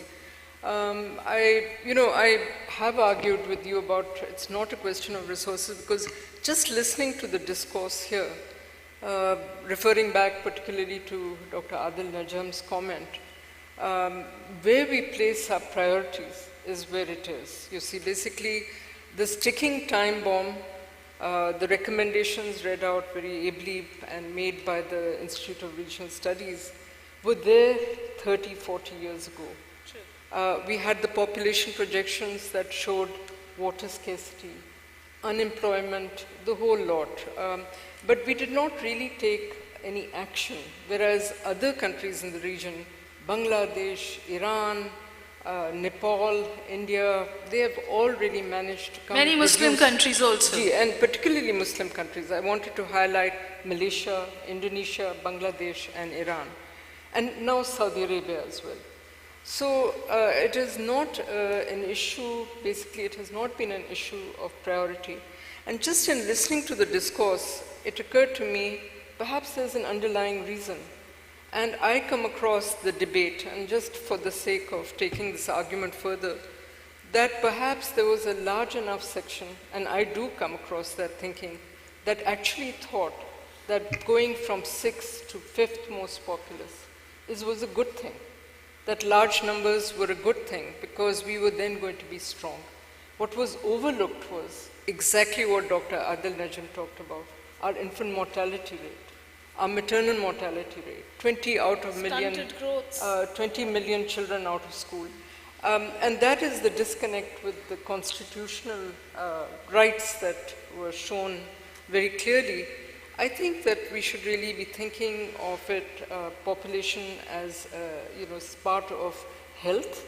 It's part of family planning services should be compulsorily part of health. They are not being provided by the health sector. And as you rightfully say, we are spending, somebody said that we are spending $10 on health. Well, we have calculated that we are spending 30 cents per person in Pakistan last year on family planning services. So basically, it's not been a priority. We need to notch it up by how much? We're spending 30 cents right now. How can we prevent the ticking of the bomb? How much do we notch it up by? By making it a priority. And frankly speaking, if it is not a priority in everyone's minds, if it is just lettered and penned into the national security policy, I don't think it's enough. I think we need more of a consensus across various sections saying that, there ought to be a balance between, there is a new narrative, actually Javed Jabbar Saab contributed towards it, that population and resources, there ought to be a balance between them. And the balance is out. And हम इस वक्त जो कुछ कर रहे हैं वो क्या हमारी population growth negate करती है? मेरे ख्याल से जो हम कर रहे हैं वो नाकाफी है. और हालांकि मैं कहती हूँ कि मजहबी जो हमारे स्कॉलर्स हैं उन्होंने हमारा पूरा साथ दिया है कि आप अगर इंसानियत को बचाने के लिए, औरतों, माओं की और बच्चों की यानी जानें बचाने के लिए अगर आप बर्थ स्पेसिंग करती हैं तो there is really nothing, in fact our religion promotes it. इस्लाम तो जिम्मेदारी की बात करता है ना, तो जिम्मेदारी के बगैर तो ये बात नहीं हो सकती. मैं आपके पास आऊँगी इस कमेंट के लिए. I need to factor in Aisha's point of view into the discussion. Aisha, we've been hearing about environment all day today. In fact, we almost put General Bajwa on the defensive this morning. He said, this is not my domain. However, it seems to be a theme that is constantly there. And whether we talk about food security, whether we talk about water security, and then yes, human security, can we really have a thrust unless we look differently at environment with a different lens altogether? Thank you, Dr. Bakai. I think first I'd like to thank the National Security Division for inviting civil society and giving us a space to be part of the security dialogue. I also want to thank the 5 presenters because we are going to base our conversation on their findings and the recommendations that they have made.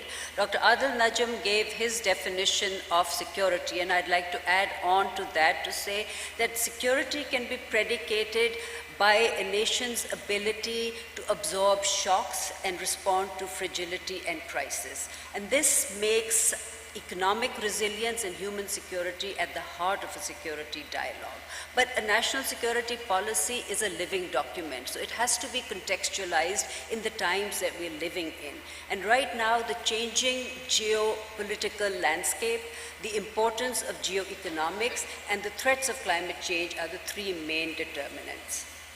After the Cold War, we've gone through over 2 decades of a unipolar world. But now we see China emerging as the second pole, and we also see an assertive Russia that's staking its claim.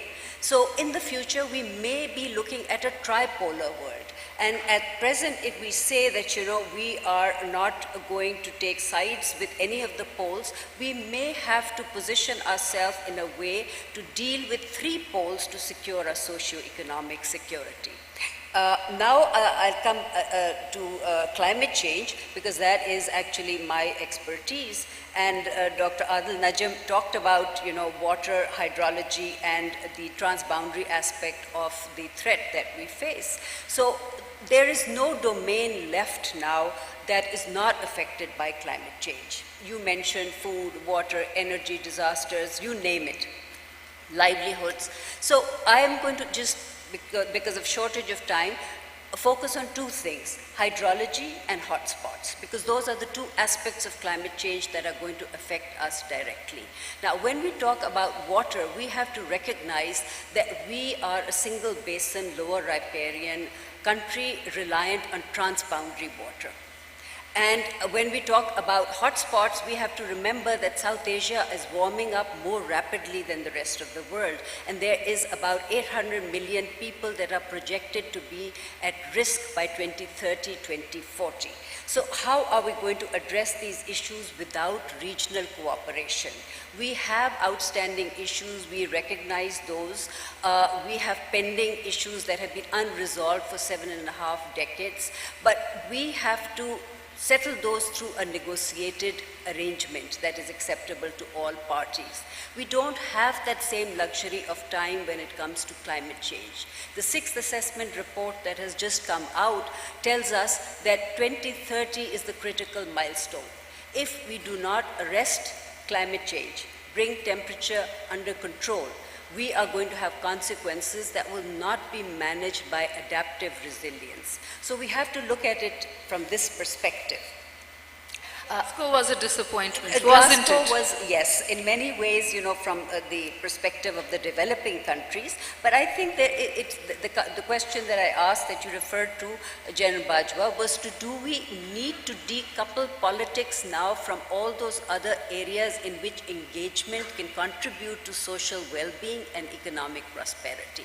And I think one of the ways to do that, because the issue becomes a little controversial, is to maybe apply the principles of Schelling's theory of game theory of change, and look at it from that perspective and plot 2 trajectories for ourselves. One as business as usual, and the other one with some changed approaches, and then do a cost-benefit analysis to see what is it that is acceptable to the country, what is it that is acceptable to the people, what are the prices and consequences of that, and then take that agenda forward, because it will have consensus. The best point that you've made is that environment is an issue of collective goods. There are no individual solutions, there are no individual options. Do we have time to take 2 quick questions? Or, okay, if we do, then perhaps if somebody is handling the mic here. I was told to wind up the session at 6. I'm going to just extend it by 5 minutes or 6 minutes to take a few questions. Yes, the gentleman in the front, and then if nobody, why don't you just stand up and speak? I'm sure we can hear you.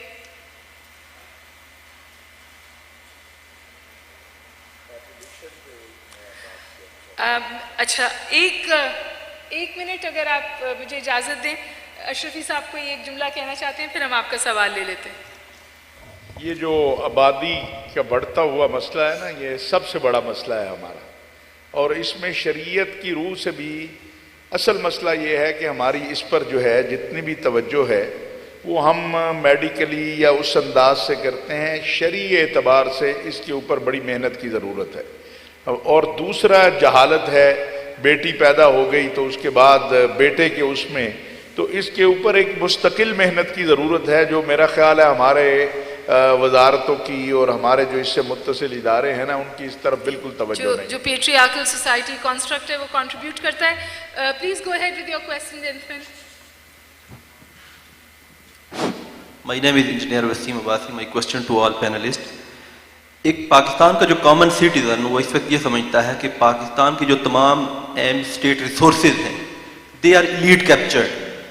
اور اس میں civilian elite ہے, military elite ہے, business elite ہے, they have captured on all the state resources. اور اس میں ہمارا education ہو گیا, health ہو گیا, justice system, this has become an exorbitant purchasing commodity, and it can only be captured by elite of the state, and common citizen is not getting services of the state. So how do you think that this national security policy can be realized? This is just a wishful document. Okay, he thinks it's a visual document, but he also says that we've commodified education and healthcare, and perhaps that is the reason why it's not a right but a privilege. And who would like to respond to that?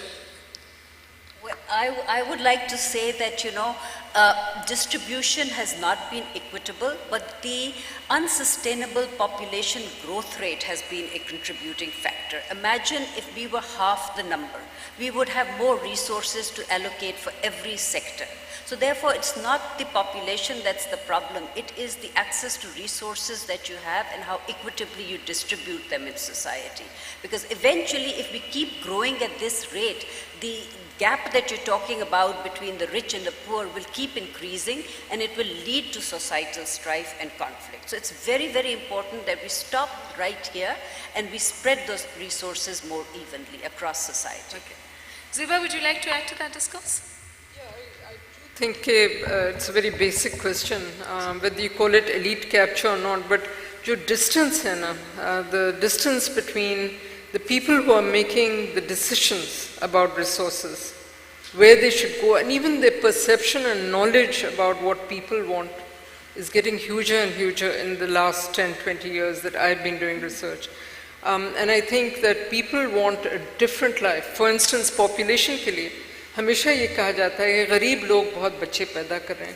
Maybe they're doing it out of insecurity to some extent, but a large extent they're not doing it. They're doing it because they don't have access to education, to health, to food, to information, all the things. Or to even family planning. اور family planning services تو پہنچتے ہی نہیں. وہ بھی نہیں. تو میرے خیال سے بہت that's a very, very unjust thing to put the responsibility families کی طرف ہے, مگر اسٹیٹ نے ایبڈیکیٹ کر دی ہے رسپانسبلٹی ٹوٹلی.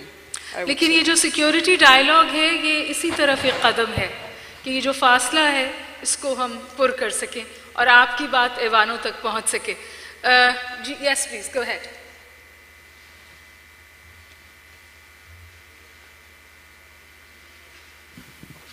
السلام علیکم. میرا سوال علامہ طاہر اشرفی صاحب سے ہے.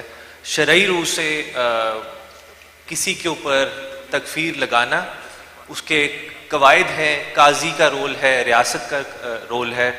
کیا وجہ ہے نمبر 1 کہ علماء اس کے اوپر خاموش ہیں, پاکستان میں اس کے اوپر بات نہیں کرتا, ٹی وی پہ آ کے کوئی بات نہیں کرتا.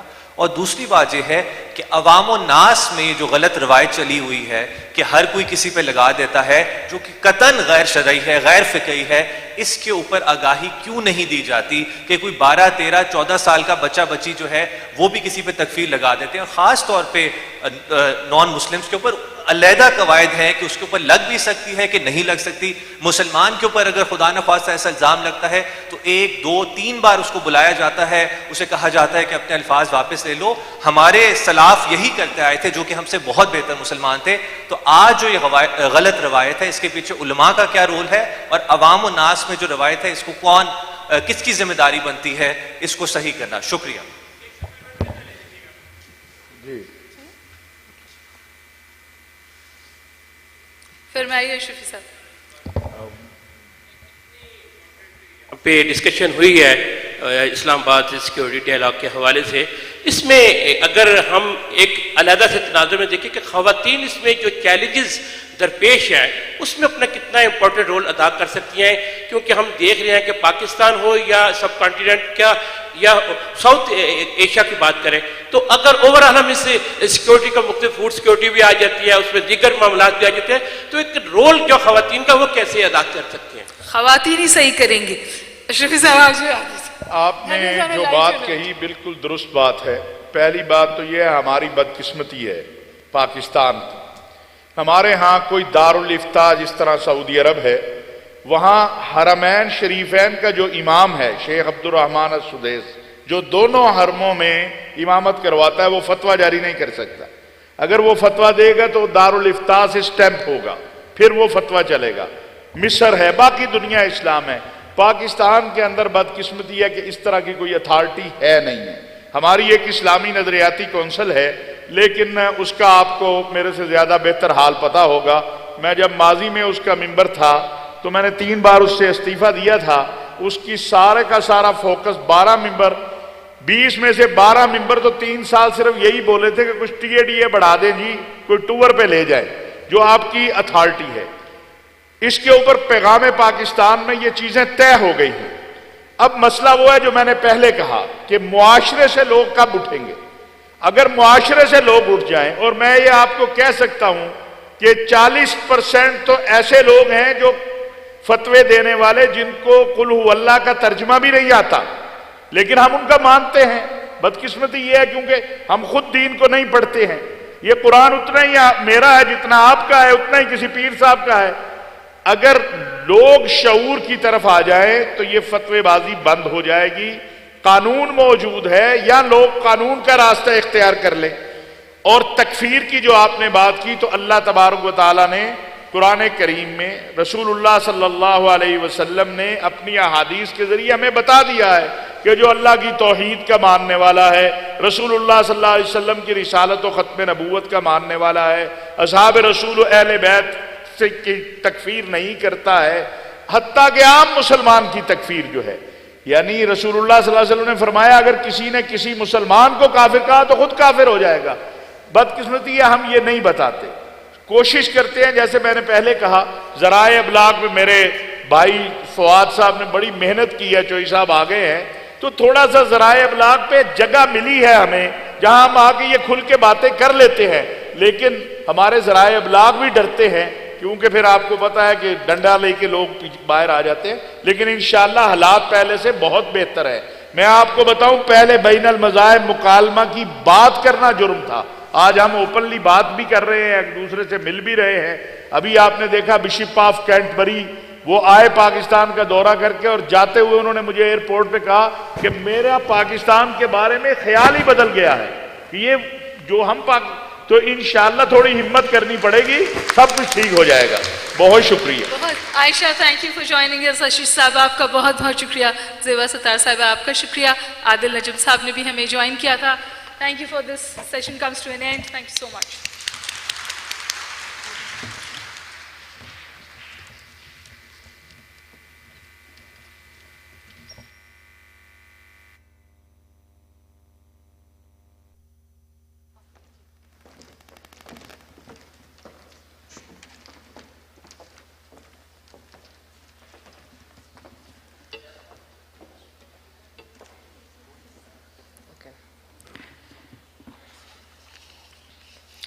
Thank you to all speakers. I now request the National Security Advisor of Pakistan, Dr. Moeed Yusuf, to please come on stage. Thank you.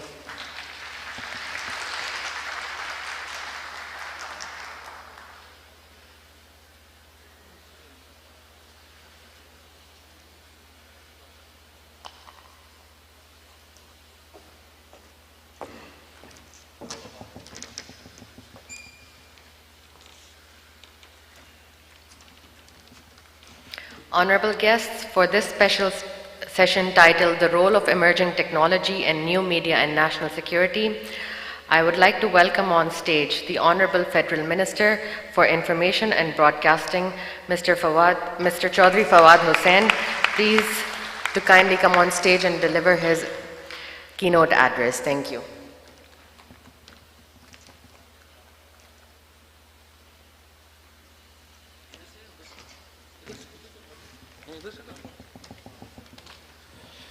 بسم اللہ الرحمن الرحیم. لیڈیز اینڈ جینٹلمین, السلام علیکم. میرا جو ٹاپک تھا وہ بیسکلی یہ تھا کہ جو انفارمیشن وارفیئر ہے اور جو پروپیگنڈا اور جو نئی ٹیکنالوجیز نے اس کو جو چینج کیا ہے اس کے اوپر میں آپ سے بات کر سکوں. پہلے تو I would like to congratulate Moeed Yusuf اور تمام جو ذمہ داران ہیں نیشنل سیکیورٹی NSA کے, جنہوں نے اتنا زبردست یہ فورم ارینج کیا. بہت محنت ہوئی, پوری دنیا سے لوگ یہاں پہ آئے, اور آئی ایم شیور جب سے معید نے یہ آفس سنبھالا ہے, I think this has become one of the most vibrant offices of Pakistan. So my praise goes for Mohid Yusuf. دوسری بات یہ ہے کہ پچھلے I would say کہ 40 سالوں میں اگر ہم نے اپنی نیشنل سیکیورٹی کے ساتھ جو سب سے بڑی میں سمجھتا ہوں جو کمی رہی ہے, یا جو سب سے بڑا زیادتی ہم نے یہ کی ہے کہ 2 امپورٹنٹ چیزیں ہیں. ایک یہ کہ آپ اپنی کہانی سنا سکیں اس کے میڈیمز, اور دوسری یہ کہ دوسری کہانی کو کاؤنٹر کر سکیں اس کے میڈیمز. یہ دونوں ہم نے نہ بنائے اور نہ ہی ہم نے اس کی طرف کوئی توجہ دی. سو کہانی سنانے کے میڈیمز آپ کے کیا ہے؟ آپ کی فلم ہے. جب میں موہد سے بات کر رہا تھا کہ ہم چاہے آپ جتنا بھی, ہماری ایک ایکسٹرنل پبلسٹی ونگ ہے جو منسٹری آف انفارمیشن میں کام کرتی ہے, ہمارا بجٹ چند کروڑ روپوں میں ہے. اب یہ لوگ بیٹھے ہیں وہ بات کریں جو بھی وہ کرتے رہیں, بٹ ایک فلم ابھی آپ میں سے بہت سارے لوگوں نے دیکھی ہوگی, ماول ابھی چل رہی ہے, سپر ڈپر ہٹ فلم ہے, سائنس فکشن کے اوپر بیسڈ مووی ہے. Now in that movie Marvel, جو اس کی ہیروئن ہے وہ کہہ رہی ہے کہ we have caught a terrorist in Karachi. تو آپ کی جتنی ایکسٹرنل پبلسٹی پہ آپ نے سال میں جو بھی محنت کی وہ ایک ڈائیلاگ میں ہی آپ کا اڑ گیا, کیونکہ جتنے وہ ریچ ہے اس کی چیزوں کی, جو آج جو ہندوستان کا اس وقت جو ایک امیج ہے, جس کی جو مودی صاحب نے خیر بڑی مہربانی کی ہے, کافی حد تک بیڑا غرق کر دیا ہے, لیکن پھر بھی جو تھوڑا بہت رہ گیا ہے اس میں بہت بڑی کنٹریبیوشن ان کی فلم کی ہے, ان کے گانے کی ہے, ان کے میوزک کی ہے, ان کی ایک جو سافٹ پاور جس کو آپ کہہ لیں کلچر کی ہے. سو انڈین جو کہانی ہے, جو ہندوستان کی کہانی ہے, وہ تھرائیو کرتی ہے اپنی فلم کے اوپر, میوزک کے اوپر, کلچر کے اوپر. ان کے جو ٹاک شوز ہیں یا ان کا جو نیوز میڈیا ہے وہ ایکچولی ہمارے نیوز میڈیا سے بھی زیادہ تھکڑ ہے. سو اصل ان کی جو طاقت ہے وہ ان کی دوسری طرف ہے.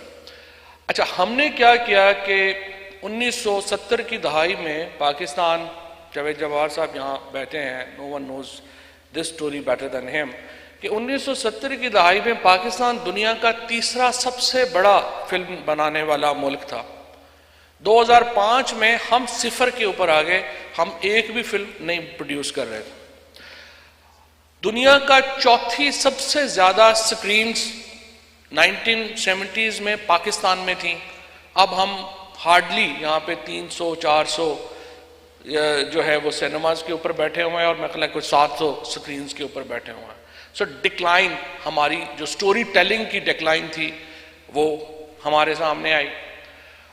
اس کے بعد پھر دوسرا کیا ہے کہ ہم, ایک تو یہ ہے کہ جو ہم اپنی کہانی بتا نہیں پاتے. اب دوسری کہانی کا کاؤنٹر کرنے کا جو معاملہ ہے اس میں آپ کو تھوڑا مثال دینا چاہتا ہوں. مثال کے طور کے اوپر 2-3 واقعات بڑے ریسنٹ میں آپ کو بتانا چاہتا ہوں. مثلاً ایک TLP کے خلاف حکومت نے فیصلہ کیا کہ ہم پولیس ایکشن لیں گے. TLP کے خلاف جب پولیس ایکشن پیک پر تھا تو کراچی میں ایک ٹرینڈ شروع ہوا, ٹویٹر ٹرینڈ شروع ہوا, سول وار ان کراچی. 3 گھنٹے کے اندر اس ٹرینڈ کے اوپر تقریباً 2.5 ملین ٹویٹس کی گئیں, اور یہ 2.5 ملین ٹویٹس کہاں سے کی گئیں؟ ہندوستان کے 5 شہروں سے. سول وار ان کراچی. اس کے بعد اگلا میں آپ کو مثال دوں, نور مقدم کیس ہوا اسلام آباد میں. بظاہر کرمنل کیس تھا, اب تو خیر سزا بھی ہو گئی, بٹ ایک کرمنل کیس تھا, اور ہر سوسائٹی میں ایک کرائم ہوتا ہے.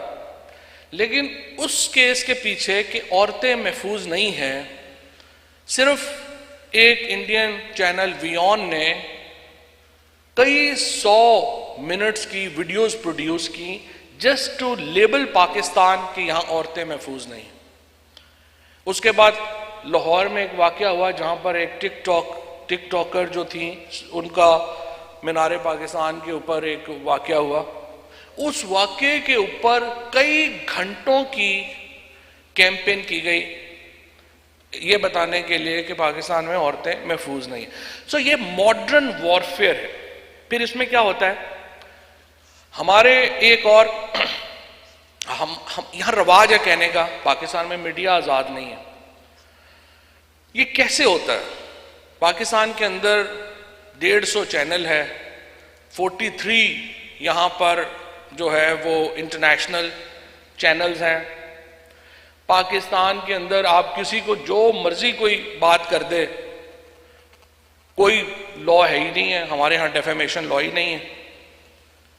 پاکستان کا میڈیا ایکچولی کسی اور مسلم ورڈ سے کیا تھرڈ ورڈ سے بھی آپ مقابلہ ہی نہیں کر سکتے اس کا. امریکہ اور یو کے سے بھی اس لیے مقابلہ نہیں کر سکتے کہ وہاں پہ کوئی جھوٹ بولے گا تو اس کو عدالت میں لے جائیں گے, اگلے بینکرپٹ ہو جائے گا. اور الحمدللہ ہمارے جو سارے ٹیلی ویژن ہیں ان کو پاکستان میں $1 کا جرمانہ نہیں ہوا. سب کو لنڈن سے یو کے کی کورٹس میں ملینز ڈالر جو ہیں وہ دینے پڑے جرمانے میں, کیونکہ ہمارے یہاں کوئی لا ہی نہیں ہے.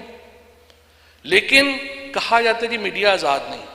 سو کوئی کرمنل ایکٹ ہوگا اس کو بنایا جائے گا, پھر اس کو کیسے پورٹرے کیا جاتا ہے.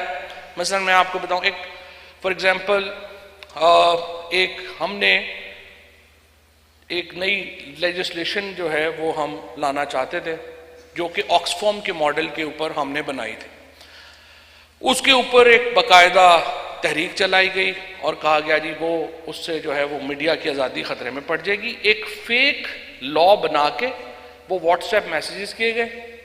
پاکستان کے اخبار ڈان نے اس کے اوپر ایڈیٹوریل لکھا, اس کے اوپر یورپی یونین نے اس کو پک کیا اور پاکستان کو کہا کہ جی دیکھیں جی یہ تو ڈان بھی لکھ رہا ہے کہ آپ کے یہاں میڈیا آزاد نہیں, اور یہ آپ لوگ. ہم نے کہا بھائی وہ تو لا ہی فیک ہے, جو لا چل رہا ہے اس لا وہ تو لا ہے ہی نہیں. لیکن اس کے اوپر رپورٹ ہو کیا رہا ہے. ہوتا یہ ہے کہ پہلے ظاہر ہے وائکنگز کا دور جب تھے یا دنیا اتنی مہذب نہیں تھی, before the development of international law into the present shape, اور جتنا ہیومن رائٹس اور یہ ایشوز اتنے بڑے نہیں تھے, اس وقت کیا کرتے تھے وہ جاتے تھے جا کے حملہ کرتے تھے, اللہ خیر صلی اللہ واپس آ گئے. 1947 کے بعد یا 1949 کے بعد آپ کہہ لیں دنیا میں ایک بھی انیکسیشن نہیں ہوئی. صرف ایک ہوئی تھی جب عراق نے کویت پہ حملہ کیا اور اس کو انیکس کر لیا. اس کے بعد کوئی ایک بھی جغرافیکل انیکسیشن نہیں ہوئی. اس کی وجہ یہ ہے کہ دنیا میں یہ جو وار کا کانسیپٹ ہے یہ چینج ہو گیا. اب وارز پہلے یہ ہوتا تھا کہ باہر سے آتے تھے, جیسے ایسٹ انڈیا کمپنی آئی انہوں نے ہمیں لوٹا, لوٹ کے واپس چلے گئے, کسی نے نہیں پوچھا کیا ہوا کیا نہیں ہوا. اب افغانستان میں اگر آپ کلاسک وارفیئر ڈیفینیشن میں جائیں تو امریکہ تو 3 گھنٹوں میں جنگ جیت گیا تھا. وہ آئے انہوں نے بمباری کی, طالبان سارے موٹر سائیکل کے اوپر بھاگ گئے, کوئی جو ہیں وہ غاروں کے نیچے چھپ کے چلے گئے, رجیم چینج ہو گئی, 3 گھنٹے میں امریکہ جو ہے وہ جیت گیا. لیکن بار بار یہ بات آتی ہے کہ امریکہ افغانستان میں جنگ نہیں جیت سکا. کیوں؟ کیونکہ امریکہ وہاں پر ایک سٹیبل پولیٹیکل سسٹم نہیں دے سکا, اور وہاں کی جو عوام ہے اس کی ذمہ داری نیٹو فورسز نے نہیں اٹھائی. تو ماڈرن جو کانسیپٹس ہیں ان میں چینج آ گیا کہ آپ نے اب عوام بھی آپ کی ذمہ داری ہیں, جب تک آپ اس کو نہیں پار پاتے آپ اس کی کامیابی جو ہے وہ آپ کی ہو نہیں سکتی. اب اس لیے کوئی بھی ملک دوسرے پہ جا کے سیدھا عام طور پہ حملہ نہیں کرتا. رجیم چینج کی ڈفرینٹ موڈز بنائے جاتے ہیں. آج کل پاکستان میں بھی آپ دیکھ رہے ہیں رجیم چینج کے لیے ایک موڈ تیار کیا گیا ہے, اور ایک نو کانفیڈنس موو جو ہے وہ لائی گئی ہے وزیر اعظم کے خلاف, کیونکہ وزیر اعظم ایک ہی پاکستان میں ایک ہی لیڈر ہے جو کہتا ہے کہ میری قوم کو عزت دو گے تو میں عزت کروں گا ورنہ میں عزت نہیں کروں گا. یہ چیز برداشت نہیں ہوتی بہت سارے لوگوں کو. بہرحال اس کے اوپر اب کیا کیا جاتا ہے, اب تھیوری یہ ہے آپ کو لیگلی سکویز کیا جاتا ہے.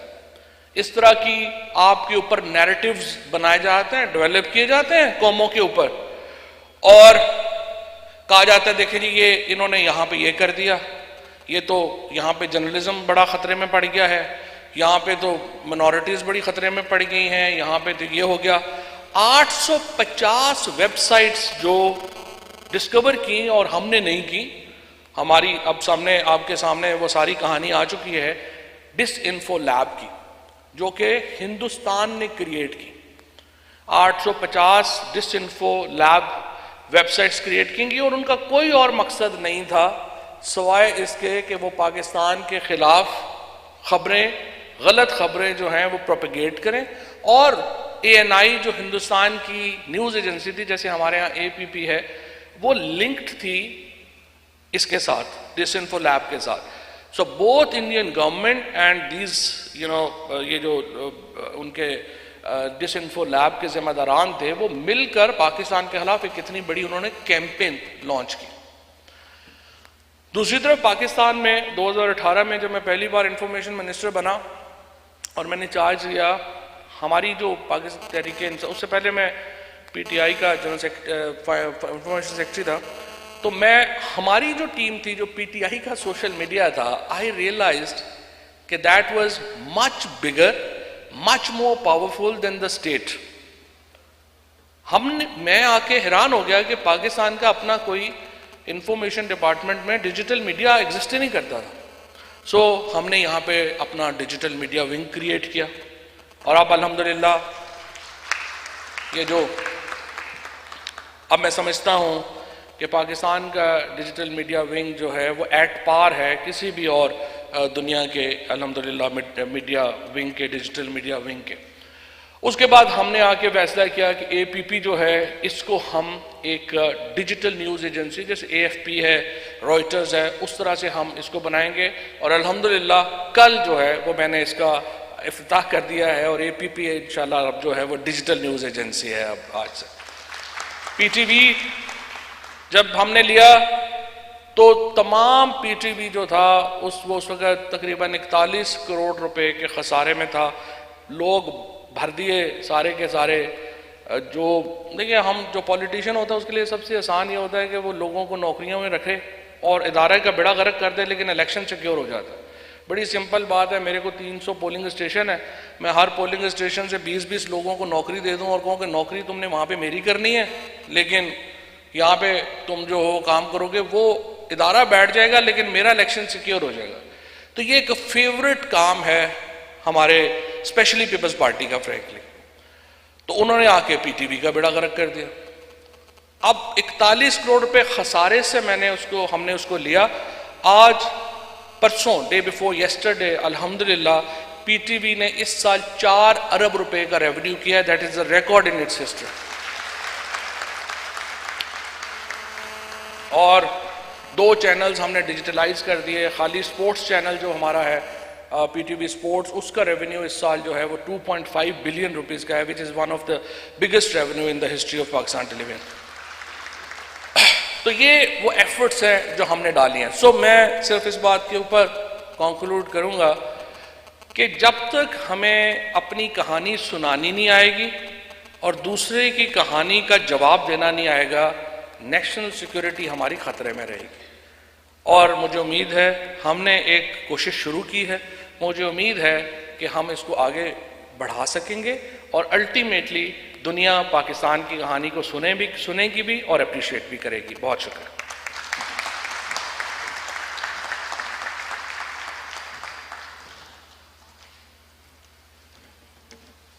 Thank you, Honorable Sir, for your keynote address.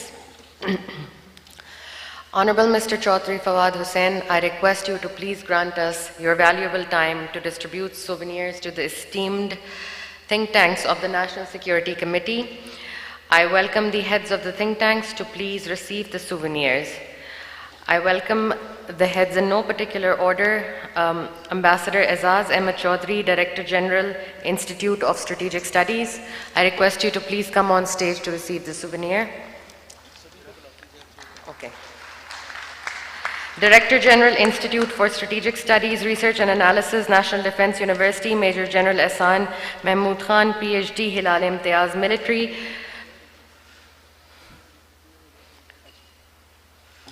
Retired Air Marshal Farhat Hussain Khan, President, Center for Aerospace and Security Studies. I request you to please come on stage, sir. Brigadier Retired Mr. Rashid Wali Janjua, Acting President, Islamabad Policy Research Institute. I request you to please come on stage, sir. I also call on Ms. Nabila Jafar of the Institute of Regional Studies to please receive the souvenir on behalf of Ambassador Nadeem Riaz and the Institute.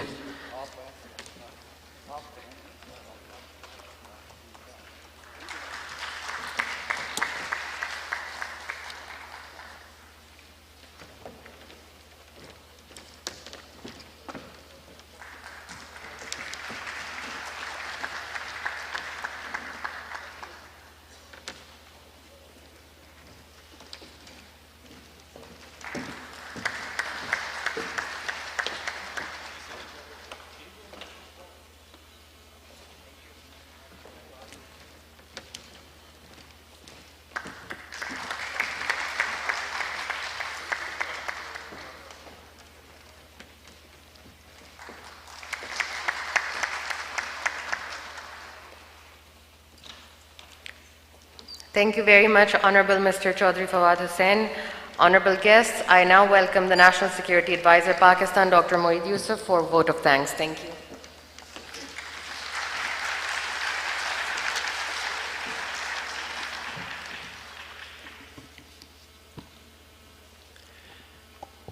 Bismillah ar-Rahman ar-Rahim.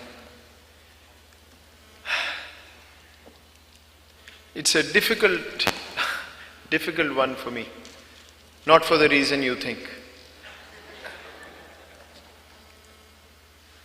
Islamabad Security Dialogue ہمارے لیے ایک سب set ہے اس journey کا یا اس سفر کا جو ہم نے نیشنل سیکیورٹی ڈویژن میں کوئی 2.5 سال پہلے شروع کی تھی. اکتوبر 2019 میں when I came into office we started this process. اور میں آپ کو بتاؤں یہ ابھی فواد کہہ رہے ہیں کہ دی آفس ایکچولی اس آفس کا پرابلم یہ تھا کہ nobody really understood what the role was and بہت کام میرے سے پہلے ہوا ہے. ایسا نہیں ہے بہت سے لوگ کہتے ہیں جی آئے تو ہو گیا. Actually it was lot of work was done اور آپ نے کل سنا بھی ہے پریویس پاکستانی NSAs کو. بٹ آئی ٹیل یو 3 بڑی چیزیں. سب سے پہلی چیز یہ ہے کہ حکومت پاکستان میں یا پورے پبلک سیکٹر کے سسٹم میں کوئی ایسی جگہ نہیں ہمارے پاس جہاں out of the box thinking کا mandated license who.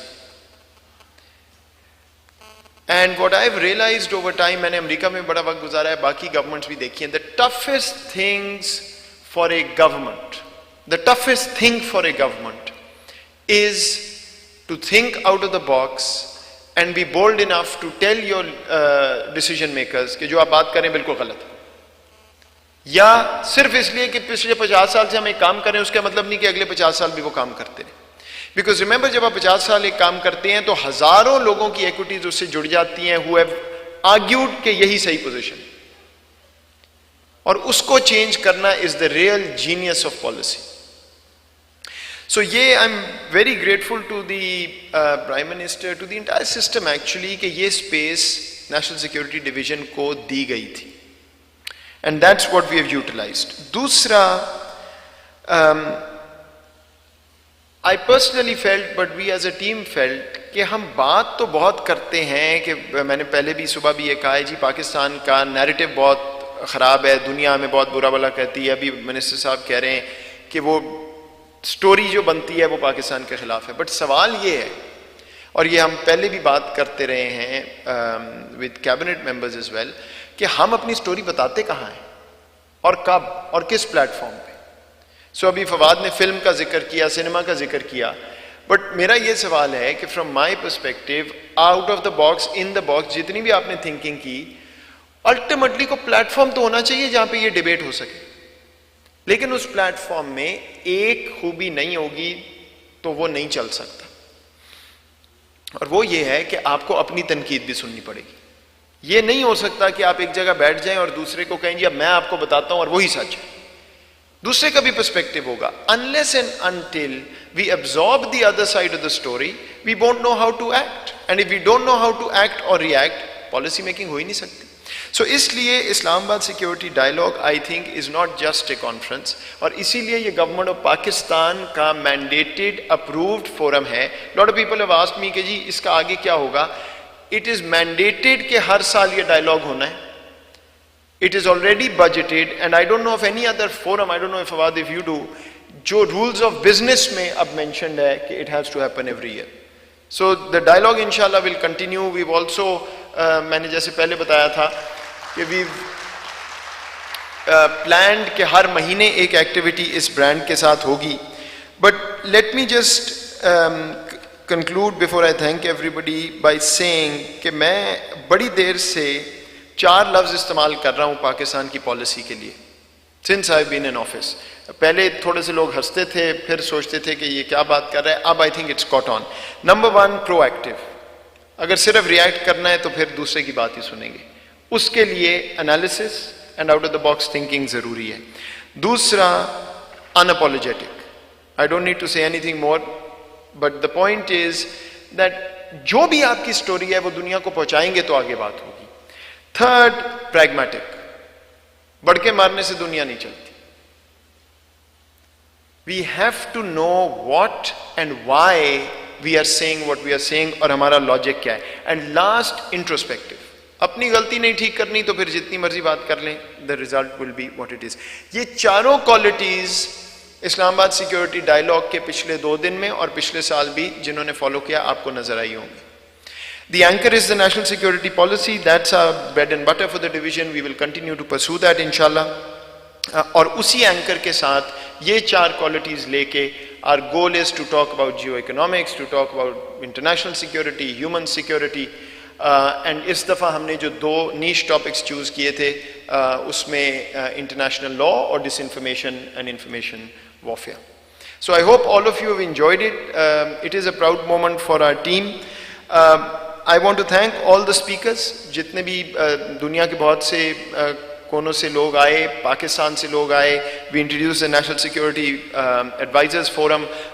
We again checked. We don't know of any forum जहाँ Pakistan has ever convened 7 national security advisors of other countries to talk about the future of the Asian continent and cooperation. We had the Prime Minister inaugurate. We had federal ministers speak. We had the Chief of the Army speak today.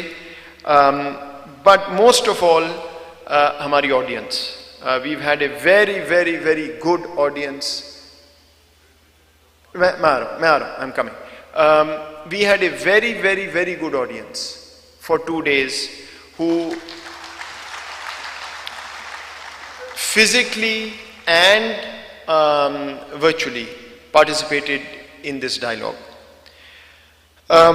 Let me also thank Amir Hassan Saab, our Secretary of the National Security Division, Maroof Saab, our Joint Secretary, Office of the National Security Advisor की पूरी team जिन्होंने इसमें काम किया है.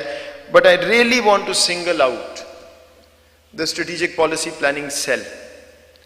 ये nerve center है हमारे इस ministry का, where all the thinking happens, all the debates happen, and I'm very proud to tell you that I think at least 1,000 times in the last 2.5 years, this team has walked into my office and told me, you're absolutely wrong, you don't know what you're talking about, ye is tarah nahi hoga, is tarah hoga.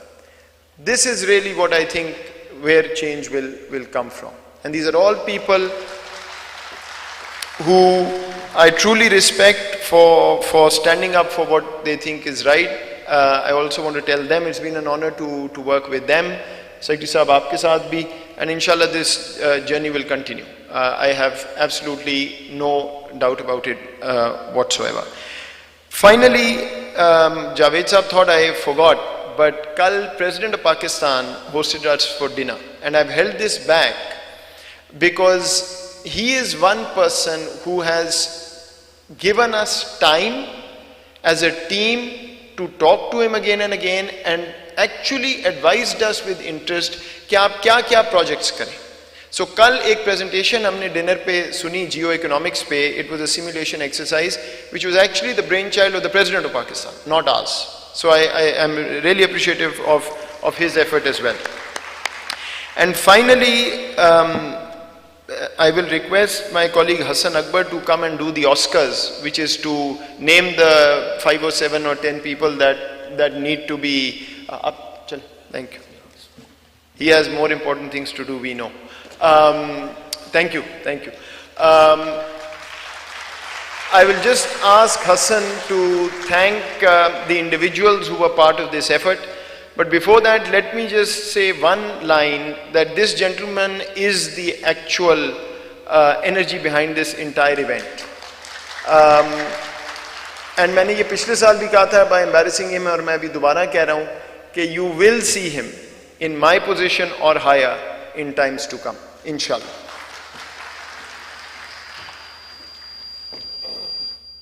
Thank you so much, Dr. Moeed, for embarrassing me. But I would like to thank my entire team. They've really worked tirelessly for 2 years, but especially for this event. So I'd like to name them. I'd like to thank Majid for always being there for his support. Abbas, who managed the entire event wonderfully. My colleague Fahim, he's always been supportive. Thank you, Fahim. I'd like to thank Dr. Sadia. She's our law expert. She arranged the international law, and she's also, our energy for the office. I'd like to thank. Sadia is the ultimate bully of the office. I would like to thank Bhitani Saab. He managed all the logistics for our participants. उन्होंने बहुत काम किया, making sure रात को time पे जो है वो teams manage हो रही हों. Yusuf and Azaz, a big thank you to you for managing the, coordinating with all the NSAs in different parts of the world and making sure everything runs smoothly. Zain, thank you very much. Zain is also our team member. Hira, you did a fantastic job with the MC. Thank you so much. It was brilliant. Sajid and Noreen, who are also exceptional. There's somebody somewhere over here. They've done wonderful work for us. I would also like to thank the ISD Islamabad Security Dialogue team, which came on for this event to help us, especially Sayyid Adnan and Salman. They put up these wonderful, a wonderful show for all of us. Sana, Aima, Tariq and Abu Bakr, you worked tirelessly. Thank you very much. You were our support through this. Now I would like to take I would like to thank our protocol committee members, NSD and SPPC staff, Imran, Ahmad Wali, Jawad, Ali Irfan, Mudassir, Atikur Rahman, Osama, Babar Riaz and Adnan. All of you did a wonderful job. All the guests were happy with you. So thank you very much. Thank you once again to our speakers and all the guests that came. Secretary sir, I would now like to invite Secretary National Security Division to speak and give his vote of thanks. वैसे it doesn't appear appropriate NSA साहब बात कर चुके हैं, लेकिन the thing is that he has praised every one of us. I think it's due on my side to praise him.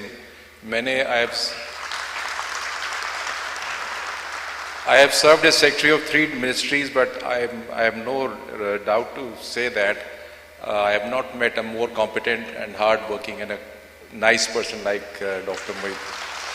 Or I just wanted to share it with all of you. It was a pleasure working with him, and I hope he continues with us. और इनकी खास बात यह है कि mainly due to his efforts, our ministry was declared one of the top 10 ministries. लेकिन unfortunately जो performance bonuses मिलने थे उसमें इनका नाम नहीं था. Thank you so much. Thank you everyone. We have refreshments for all of our guests. Can I just request the speakers, the discussants,